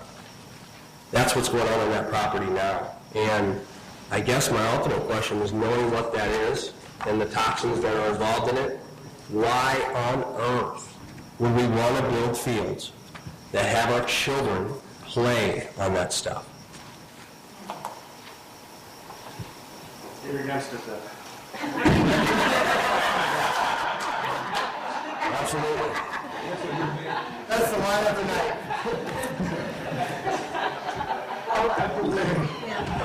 I mean, that's ludicrous. It's just a question. It's not even funny. It's sick. Did the park board discuss the sludge issue at all? I mean, we made a recommendation of the purchases. They brought it up tonight, but in reality, there's a lot of earthwork. There would probably be topsoil brought in. the site would be reworked. So, you know, the sludge is not, I don't know how to say it. It's not something that would cause us concern for development on the property. Do you know where the flow's coming from, would come from? And, I mean, do you have any idea where the contractor 47 is going to dump their fill now? No. Just curious. Anyone else on this other thing? I just wanted to clarify, we can't regulate the sludge. I mean, because I know it's been brought up, you know, been public comments, been brought up here. I just want the residents to be perfectly aware that the council does not have the authority to stop the bio waste or the sludge. That's a state function, EPA. If we could, we would, but we can't, so we won't. So I just wanted to make that perfectly clear that we are not allowing this. This is something that's mandated by the state. And I'm voting no. I was going to take this off the agenda too, I just didn't understand why we were purchasing another parcel of land. But after hearing this, and you know, I did see the emails going back and forth about this being spread on there. I'm thinking that the dirt from 47 would have been better there than what's going on. Roll call, please. Muns, Nay. Spears, Nay. Colosimo, Nay. Funkadler, Nay. Olszewski, Nay. Teeling, Nay. Gilson, Nay. Cott. Nay. On the Public Safety Committee, there was an item that came off consent agenda. I'll entertain the ordinance amending the regulations for amusement devices and approving video gaming terminals and authorize the mayor and city clerk to execute. Do we have a second? Second. Comments or questions on this one? Go first. This is something I had a little experience back in the day. I worked for Illinois State Lottery for 9 years when they tried to put these gambling machines in back then. And the state voted it down, but virtually every store that had lottery ticket sales had poker machines going to back, and they're paying out under the table. And they're doing it all over this area. Every bar from here to Aurora and west and east and Chicago, they're all paying out of this. So if the state's going to regulate it, and we can regulate it to make sure there's no illegal gambling going on, I think it's a good thing. We'll make a couple bucks. We're not going to make a lot. And regularly, not really that high per machine, and each store only gets 5 machines. I mean, literally, there were stores in Chicago that had 50 machines lined up with people playing all day long. All day long, just gambling money. So, again, freedom of speech, freedom of this country. You can gamble at the casino if you want. If you want to put money in a poker machine, it's up to the individual to put it in or not. So, I have no problem with keeping our bars and restaurants competitive, because if we don't do it, they're going to be playing across the road and playing with bars, which that's that, but they're already playing. I don't think it's going to drive people to, you know, do anything if they weren't going to do anything. Actually, I wasn't sure if I was going to support this or not support this, but I believe with the off-track betting that we permitted, we voted for, really was not successful in Yorkville. So if this would help the businesses for a short period of time, even that, then, and it is regulated, I think I will support it. Anyone else? Roll call, please. Spears, Aye. Colosimo, Nay. Funkadler, Aye. Olszewski, Aye. Teeling, Aye. Gilson, Nay. Cott, Aye. Muns. Report, I'll entertain a motion to approve the ordinance amending the code of ordinance providing for an extension of the water infrastructure improvement in the city and authorize the mayor and city clerk to execute. So moved. Second? Second. Comments or questions on this one? We're not a new tax, as was stated in citizen comment. This is an extension of what's already there. Yeah, that For how long? Yeah, this is one of those bitter pills that nobody wants to vote for, but in reality, we have to. In committee, it was proposed that we not put a sunset clause on it, and we did put a sunset clause on it for 1 year. For the mere fact that it's a tax that hurts, it's a tax that we don't like voting for, and it would be very easy to sweep it under the carpet and not put a sunset clause on it, pass it once, and then pretend it never happened and never look at it again. I think that the pain of having to vote for this thing every year, that's why we put a sunset clause on it, is a yearly reminder that it's still out there, that the residents are still paying $8.25 that they shouldn't be paying. But unfortunately, if we don't pass it, we have almost $1 million deficit in our water fund. And when water services start to fail in the city of Yorkville, I seriously believe we would have a revolt, if anything else. I mean, water is essential to every household in the city. So we don't like it. We have to extend it. It is not an increase. It would keep your bill at the same level it is today. If we didn't pass it, obviously it would lower your bill by $8.25. I fully acknowledge that. This is one of the things as alderman that you sometimes have to vote for things you don't like. And unfortunately, this is one of those nights I have to vote for something I don't like. However, the sunset clause is in there to remind us every year that this is there, and so we don't forget about it. So I will be voting a reluctant yes. And on the bright side, the electrical aggregation will save the average resident about $32 a month. The new garbage contract will save residents about $4 a month. Yep. So we are doing what we can to save residents money in other places. Any other comments, questions on this one? Roll call, please. Spears? Me.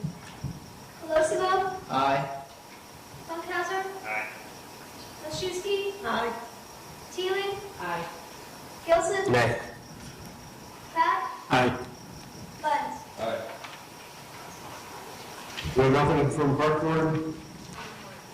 No report. Plan Commission is number 4 off of consent agenda. Is our entertaining motion to approve ordinance approving amendments to the method and procedure of establishing planned unit developments in the city and authorize the mayor and city clerk to execute. So moved. Second. Christie, would you like to take this one? This is something that has been in the works for many months. About a year. About a year. Zoning Commission revamped its efforts to look at the entire code in 2010. We've gone through the process of revamping this particular section to address some of the concerns that we've had with unfinished development. We've actually made our recommendations in sync with what we're proposing with the bond policy and added a new section of PUD ordinance which addresses the completion of these subdivisions. So it's actually a lot tighter, a lot stronger. There are no concessions for developers in this ordinance. It makes our process a lot cleaner. And the Planning Commission held a public hearing on this, brought it forward, and it was presented to the council. And just this version that you have here is pretty much the same. There are a few little technical missing of words in some sentences, and then we cleaned up with the city attorney, and it's ready for your approval. I just have a question. I'd like to just do a hypothetical.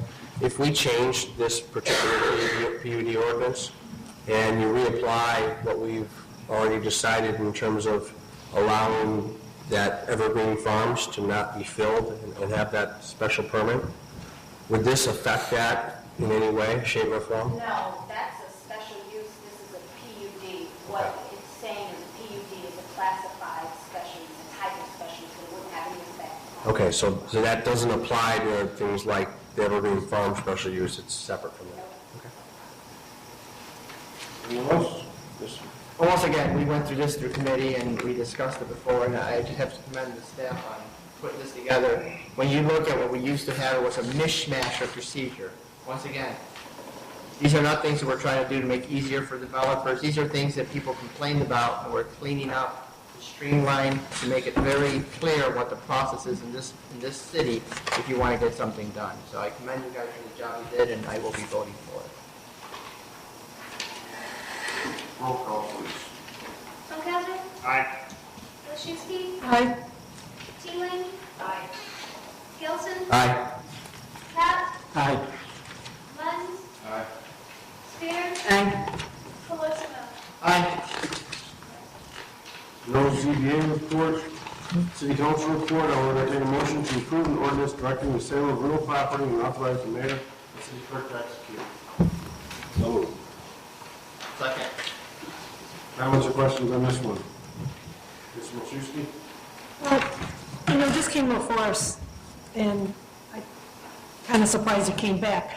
I'm not against having a new business down there, but with the looming, we all forget we have this rec center decision coming up.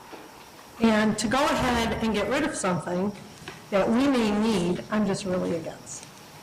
And I know the RFP doesn't mean we're going to sail, but it's like doing a fishing expedition. Let's toss it out there. We're going to make our staff work on it. We're going to make people, Mr. Leslie, maybe some other people jump through hoops, and we may go back on it. So I'm just not supporting it. I didn't support it last time we voted on it, and so I'll let you know that. Last time we voted on this 2 weeks ago at COW, we were just not informed of what the proposal was or what the prospects were for this property.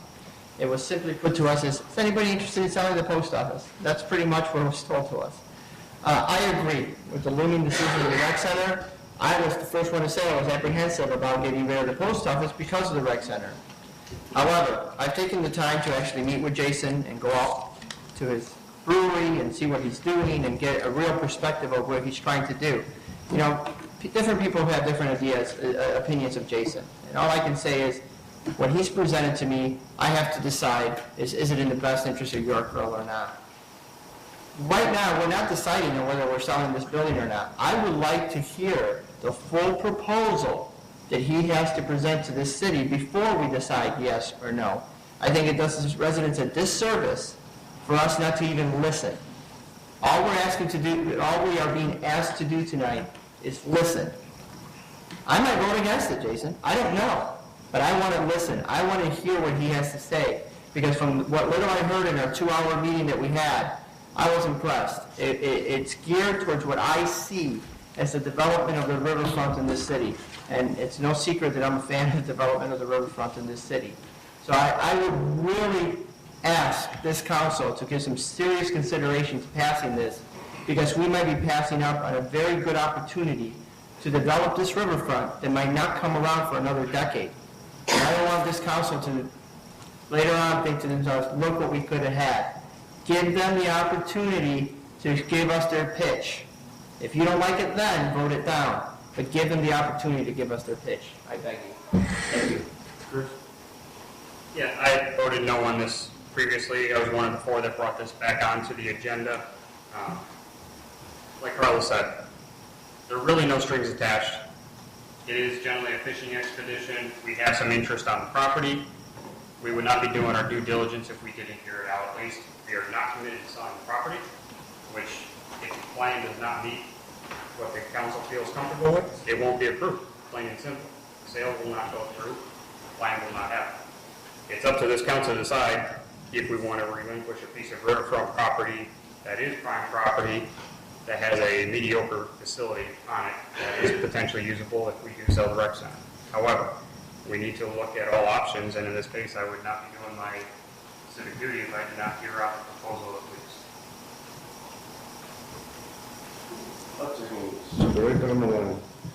Yes, I understand RFP is just to use it in the procurement process to bring structure to the whole process, bring out the good and the bad, and like the other element said, you bring us a proposal, obviously it's going to get voted down. But the RFP is just looking for a developer to allow us, it's something maybe we haven't thought of, something special for the downtown, something to provide activity for everybody, maybe turn a little river walk someday, who knows, but somebody's got to start with the first piece. It doesn't just all come at the same time. We've been trying a long time to do the downtown.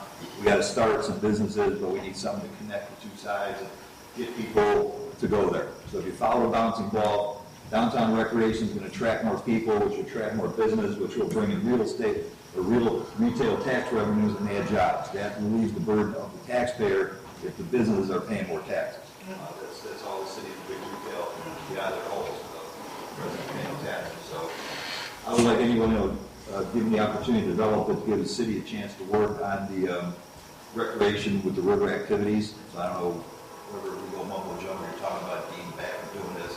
Some package where the city has some control over what activities go down on the river. So I'm certainly supporting. Let's hear what you got to say. Problem I have with it is, by moving ahead with this, I think we're giving the false impression that we will sell this property. And I can't sit here right now and say we can.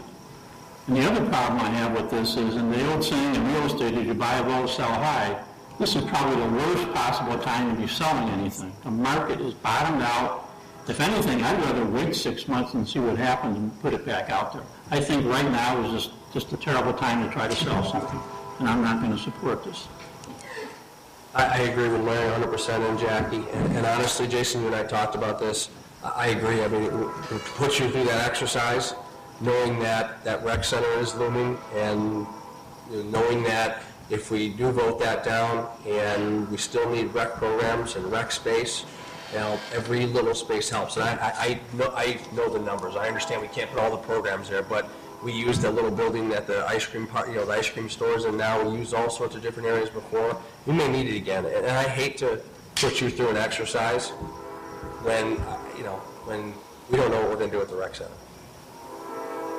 I think that we need to look at it. I think we need to give everyone an opportunity to know what the proposal is and how much you want, what it's about. And the irony of the whole thing is, we're talking about a building that currently is bringing nothing into the city, nothing, not a dime. And we have the rec center that's bringing too much part. Budget numbers, property taxes. No, how much it brings in and people using the facility. $655,000. Yeah, that's $655,000. And I know that's up for a talk, and we're going to have that conversation. But to look at a building that's sitting there doing nothing, and someone has interest in it, to develop our downtown and make it look great and have some destinations for people to go, to just shut them out and say no, I think it's wrong. Yes, ma'am. Did you see me? Okay. First of all, I really didn't get any information, and we did discuss this in COW, and Alderman Cott did say, and we all agreed, let's leave it, and have it return in 6 months. It's not like we're not going to maybe address it in 6 months from now. And I think that was an excellent idea with the way the market is right now. Are we going to keep the rec center? Are we going to purchase it? We don't know. Everything is up in the air. And then again, I would like to say, I did get information from Jason. It was in my mailbox, so I did get it about 5 minutes before the meeting. And I certainly can't read all of this and study it, but I'm sure Jason is a very successful businessman, and I'm sure it's all outlined in here. But I want to compare Rick from Boomba. Rick took the time out to give me a complete tour of his facility, sit down and tell me what his vision is for the city of Yorkville. And he is truly committed to Yorkville, and I thank you once again. I think that he is an excellent businessman as well, but he's also committed to Yorkville, and he takes the time with us to explain everything, and he put me on your side. I mean, just hearing you and your visions, and I'm sorry to hear that your bakery is at a loss right now, but I know it's going to pick up. So again, I can't support this. If you want to come back to us in 6 months, then, I may consider it, but I don't think the city's in position to sell any property, and especially if they even consider selling it at a lower value. And I just want to clarify, I'm not against the RFP. I'm not against having a business there. I'm not against the proposal that Mr. Wesley has. I just think the timing is off. And I'm with Larry Cott, and let's just wait 6 months. Let's wait till it's behind us with the rec center, and then go from there. Well, it looks like I'll be breaking the law, I guess. Can I say something a second? Sure. Okay. I just want to say too, that keep in mind that the post office is not going to provide you too much space for programming until even the rec center goes down. We're going to put the post office. And You you're can put taking- the offices back there. Yeah, if you're taking away the prime river residential, that's potentially millions of dollars to the city rather than having some rec programs that are working at $10,000. So I think it's a waste to use that space for any recreation to other buildings that aren't in the prime area.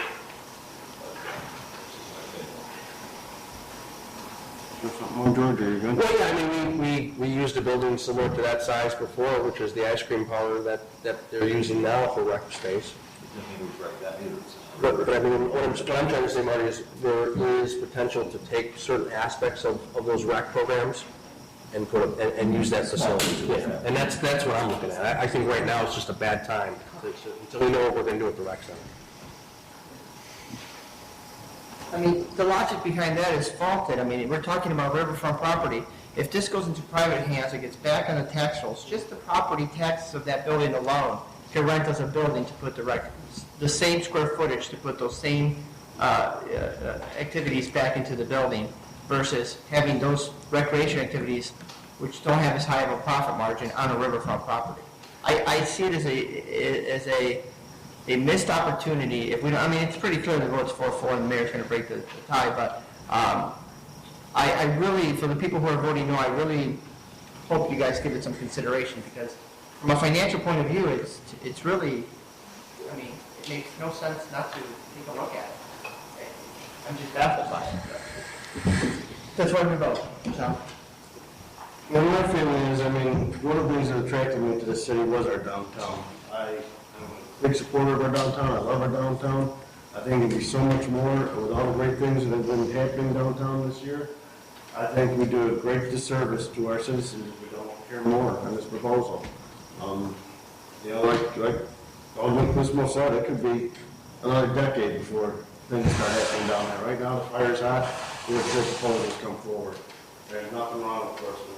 Yeah, just to kind of lay out the process, I touched briefly on it in the memo. If the RFP is approved, we have to publish it 3 times in the newspaper, and then we have to open the proposals at City Council. So I know there were some citizen comments about this being closed or an open bid. It is closed, okay? So they're going to submit a sealed proposal to us, and we're going to open them in front of you, read them aloud, allow them to give presentations if you wish, and then basically you can approve it at any time. Do it that night, you can do it the next meeting, you can do it 6 months from now. So you're not obligated to approve anything. You can reject all bids at that time, at that meeting, or a subsequent meeting. So, but they will be read aloud at a city council meeting by law.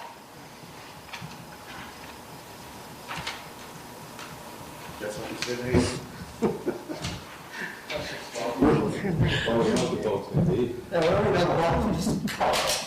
Roll call, please. Spears?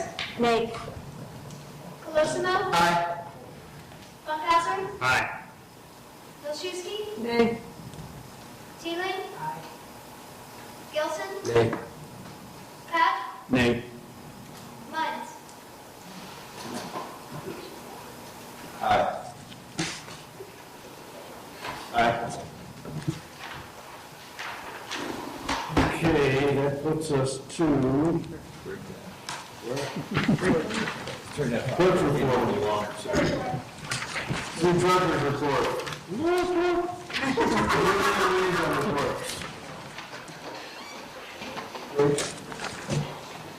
Okay, I'm just going to do the YBSD report for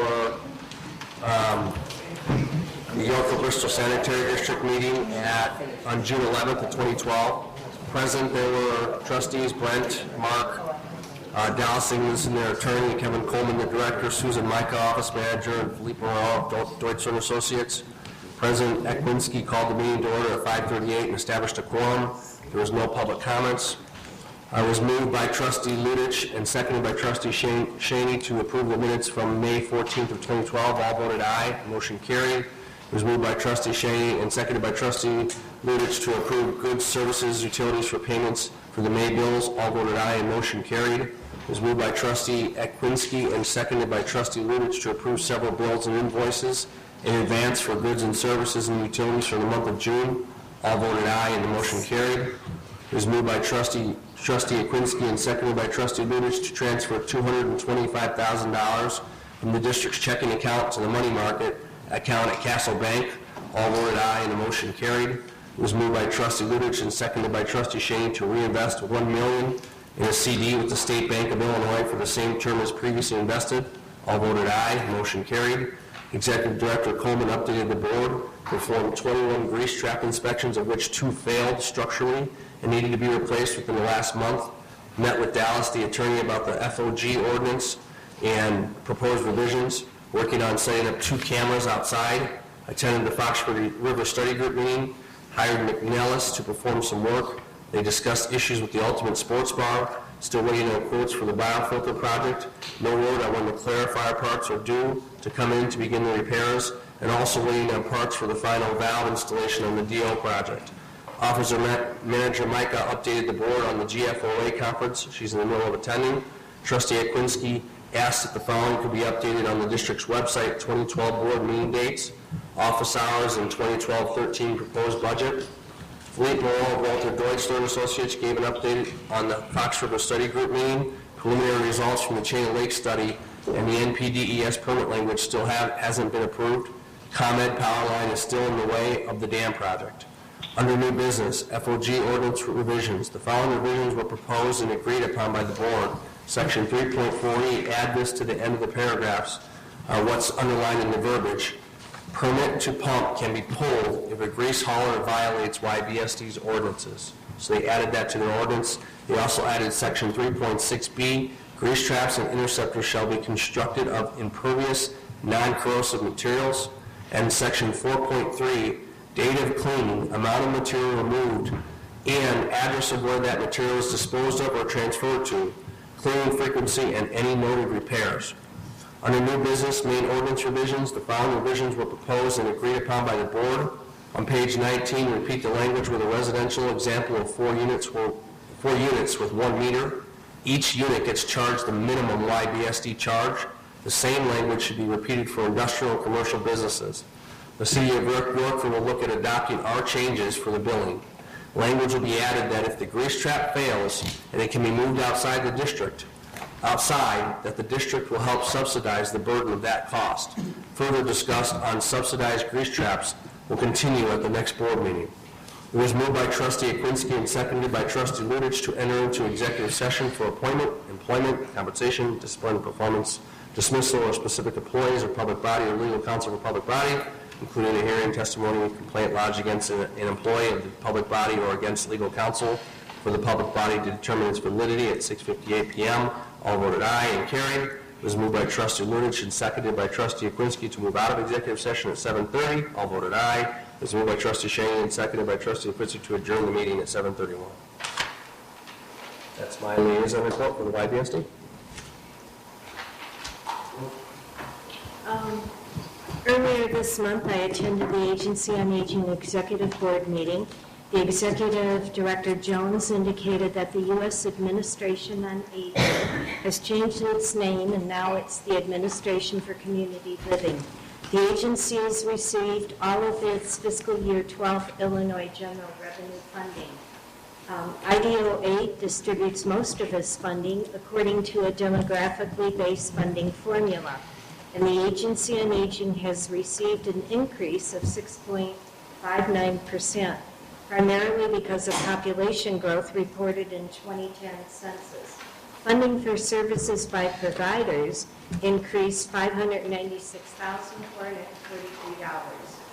The Legislative Committee discussed Senate Bill 2149, which would amend the Fair Credit Reporting Act to prohibit a credit bureau or other consumer reporting agency from reporting information about a fully paid or settled medical debt that had been characterized as delinquent, charged off, or in collection more than 45 days after the date of payment or settlement. Information already reported about such debts would have to be erased within 45 days of the payment or settlement. Information already reported about such debt would have to be erased within 45 days of payment or settlement.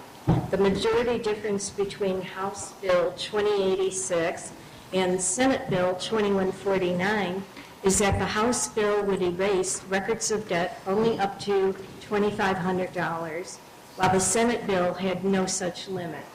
A memo of the new proposed Illinois state budget was distributed.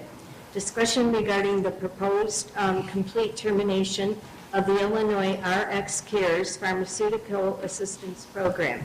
This would save approximately $72 million a year towards the goal of closing the $2.7 billion gap in the budget for Medicaid and other health programs. Since the Illinois RX Cares brings in no matching federal funds, it is considered more expendable than programs where cuts would also mean a loss of a federal match. And they discussed the Senior Lifestyle Expo will be held on Tuesday and Wednesday, August 21 and 22, at the Drury Lane Theater, and volunteers are needed for the event. And then we went on to the Social Security Trustees report. And the annual report had recently been released. The recession and the slow recovery has reduced payroll tax revenue to the system and had forced some people to start receiving retirement benefits earlier than they otherwise would have. Another economy-related change is that more people have filed for disability who might otherwise have continued to work in some capacity. The system will therefore have to start dipping into the trust fund.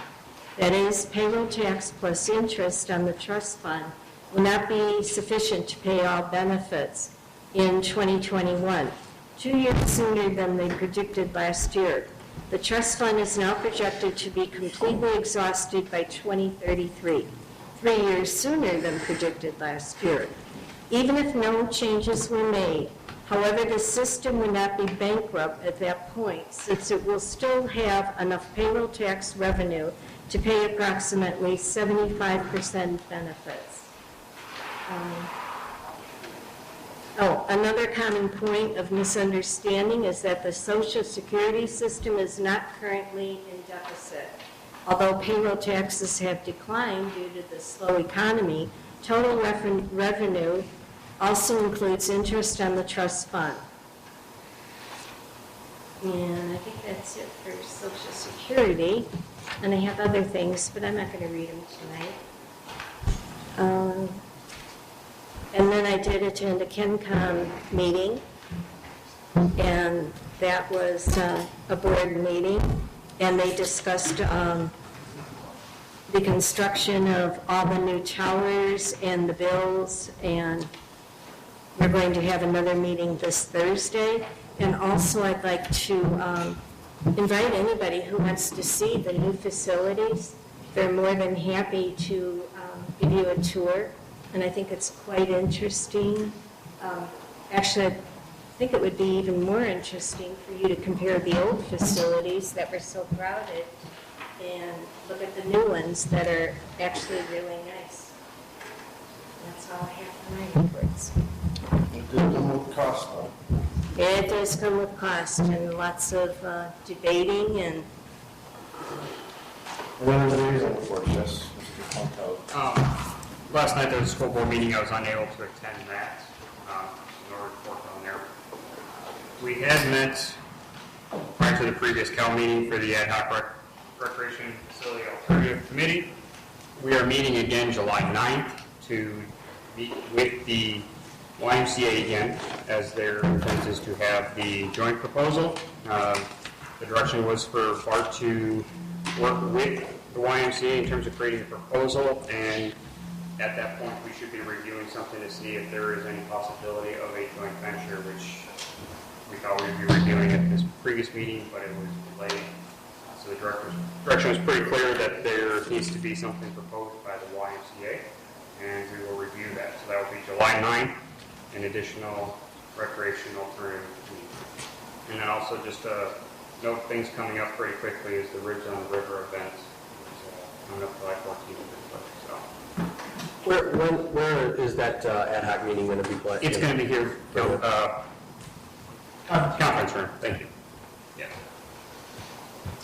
Hope we get some rain, but it lives on the river, so the shoes up there. I just want to say that I want to thank the police department today because I had a raccoon on my driveway this afternoon that wouldn't leave. He was hobbling around and looking around, and he was kind of scary and scaring all the kids in the neighborhood. What did you say, raccoon? A raccoon in the middle of the afternoon, and after that came out and we removed the raccoon and returned it to the woodlands. So thank you.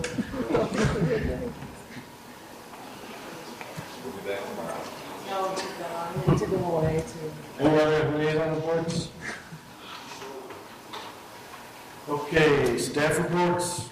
Two quick things, Your Honor. One, we just want to remind everybody that we do have watering restrictions in place, odds and evens, depending on the day, 5 to 9 a.m. or 9 p.m., I think midnight. That does not include, if you're washing your car, it doesn't include handheld hoses, so you can still go out there with your hose and water your flowers if you want to, any day of the week. But, there has been a lot of talk about droughts, so, there could be a potential emergency water ban, in the next couple weeks, depending on rainfall.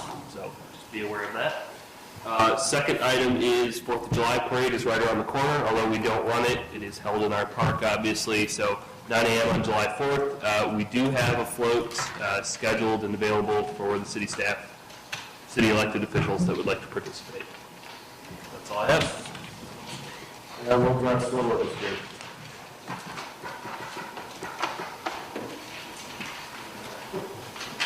Some people had trouble keeping up last year. What else do we have? Any additional business? First of all, do we get an update on the Route 47? No, they still haven't given us a timeline or a phasing plan. So utility relocations are still occurring. They were supposed to start with storm sewers at the end of this month. So that looks like it could be delayed slightly. So as soon as we have a phasing plan and a timeline, we'll let you know. Why were they out there striping like turn lanes? And what was that all about? That was a different contract. That was mainly north of 34 and Right. 37. That was just because that's probably one of the last phases of this project, so that's why I could probably still be there for a while. Really screwed up terrific. The other thing was Countryside Center, the road maintenance and snow plowing. Did we get any information on that? We were going to check with the fire department. And is Bank of America going to close the road? The fire department is still reviewing plans. Okay. And they still are planning on closing the roads. So they're aware of the 4th of July festivities. And as far as I know, there won't be any issues with that this year. Okay. Except for the roads. And then I just wanted to bring up, just so I can understand the COW procedures. Now, we brought forward the procedural ordinance, class COW, and it was killed in cow, but it was not killed by the administration committee. It was the consensus of the aldermen. How are we going to work that? Is it going to be the committee that votes on items, or I'm so confused? Yeah, I wasn't confused myself, but I think committee of the whole is committee of the whole. Everyone votes in committee of the whole, Ms. Orr? Yes. So everybody does. It doesn't have to be, if EDC brings something, the entire council can vote on that. And so I think in years past when we did it, I thought only that committee voted on stuff. Right. And that's why I was confused going into the last count too. Mhm. Right, because that really defeats the purpose of the committee of the Committee of the count. whole is the Right. committee of the whole. So, Okay, and it's a work in then progress. my last item is, I think, having COW and the city council meetings last until, approximately 11, and having to review all this information in 3 days really is absolutely horrible. And I hope that we don't even consider this permanent. This is like overwhelming to try to review all these documents, in such a short period of time. I mean, I usually review everything, but to be perfectly honest, this was overwhelming. Only things going on Thursday, right? So there's 5 days to review? Thursday, Friday, Saturday, Sunday, Monday? Yeah. And Tuesday? Yeah. And there's nothing on there that you haven't seen before, right? I mean, everything you've seen before in one form or another. But I agree, it is a staggering amount. If it's any consolation, I do expect the cow agenda to be lighter than it was last month and subsequently at City Council too. So, having said that, I have not talked to any of the chairmen yet for the agendas, but there are far less things coming from the staff this time. Any other additional I business? just have a question about that. Would the same agenda items come from the committees as well anyway? I mean, wouldn't the same agenda items come from the individual committees? Yeah. So it would be the same amount of stuff. Well, the thing is that they're staggered, 2 and 2. Right. Yes, that's a big difference. You don't have half the committee stuff is coming forward. Yeah, it'd be 2 meetings, so, yeah. I have a question on Mill Street between Van Emmen and Fox. Is there no parking allowed on that street? I had a resident ask this. I know on the one side for sure, on the northbound side, I believe there's no parking at all, I believe most of the southbound as well. They received an email from a citizen that lived over there, was a little concerned with the festivities last week. There was a lot of parking there. They had some trouble, I guess there was an emergency vehicle, had trouble getting through and stuff, so. They requested, and I don't know if we can do this, I think they said they thought there was only, she said this is no parking on pavement signs are there. Because there is actually clubs, if you go like by East Ridge Street, like halfway up the block, if you're going south, there's club driveways that have actual driveways that are off the pavement. And that's why it's no parking on pavement. That they've had those club driveways for years. Well, they were just concerned, I guess there's only maybe 2 signs there, is it possible? It's only 400 feet. There's 2 signs. That's So is it from Ridge? probably Fox to Anna. They were just concerned, I guess people were parking there, and it caused quite a problem last weekend. So, I just want to bring that forward, I'll let them know, so we're not probably going to be able to. With that, but you already have 2 signs in one block, that's probably. Suggestion may, if it happens that there's people parking there, call police. Okay. One other thing, we talked about the tree program. There's that other version that we talked about. Are we implementing that? I can't remember what we decided on that. It's on the website. It's on the website, so, okay, I can direct them there. All right, thank you. Yes, sir. Eric, just real quick question on sunflower. That line of sight issue, did that take care of? I believe it is. I looked out there, if you want to drive out there, it's in north. Yeah, I just had an opportunity today to go see Yeah, that. it is for me. I mean, it meets the criteria, because you're coming up to an intersection. And then the signs? The signs Repair or replace? I have calls into 2 companies to contact quotes from to either repair or replace.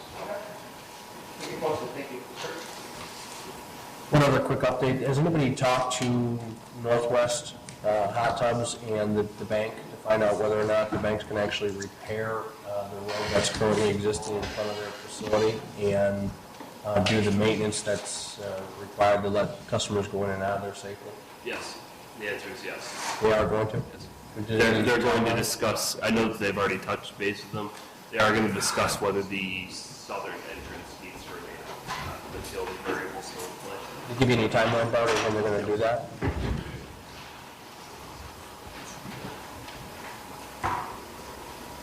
Any other additional business? I'll entertain a motion to adjourn into a very, very short executive session. Feel free to vote no if you want. I mean, there's nothing that can't wait till next month. So I'll entertain a motion. Sounds good to me. We have a second? Second. Roll call, please. Spears? Really? Nick? Nay. Colosimo? Nay. Scott? Aye. Keeling? Gilson? Aye. Funkhauser? Aye. Mines? You said it's going to next month. No, it should be updated a little bit more.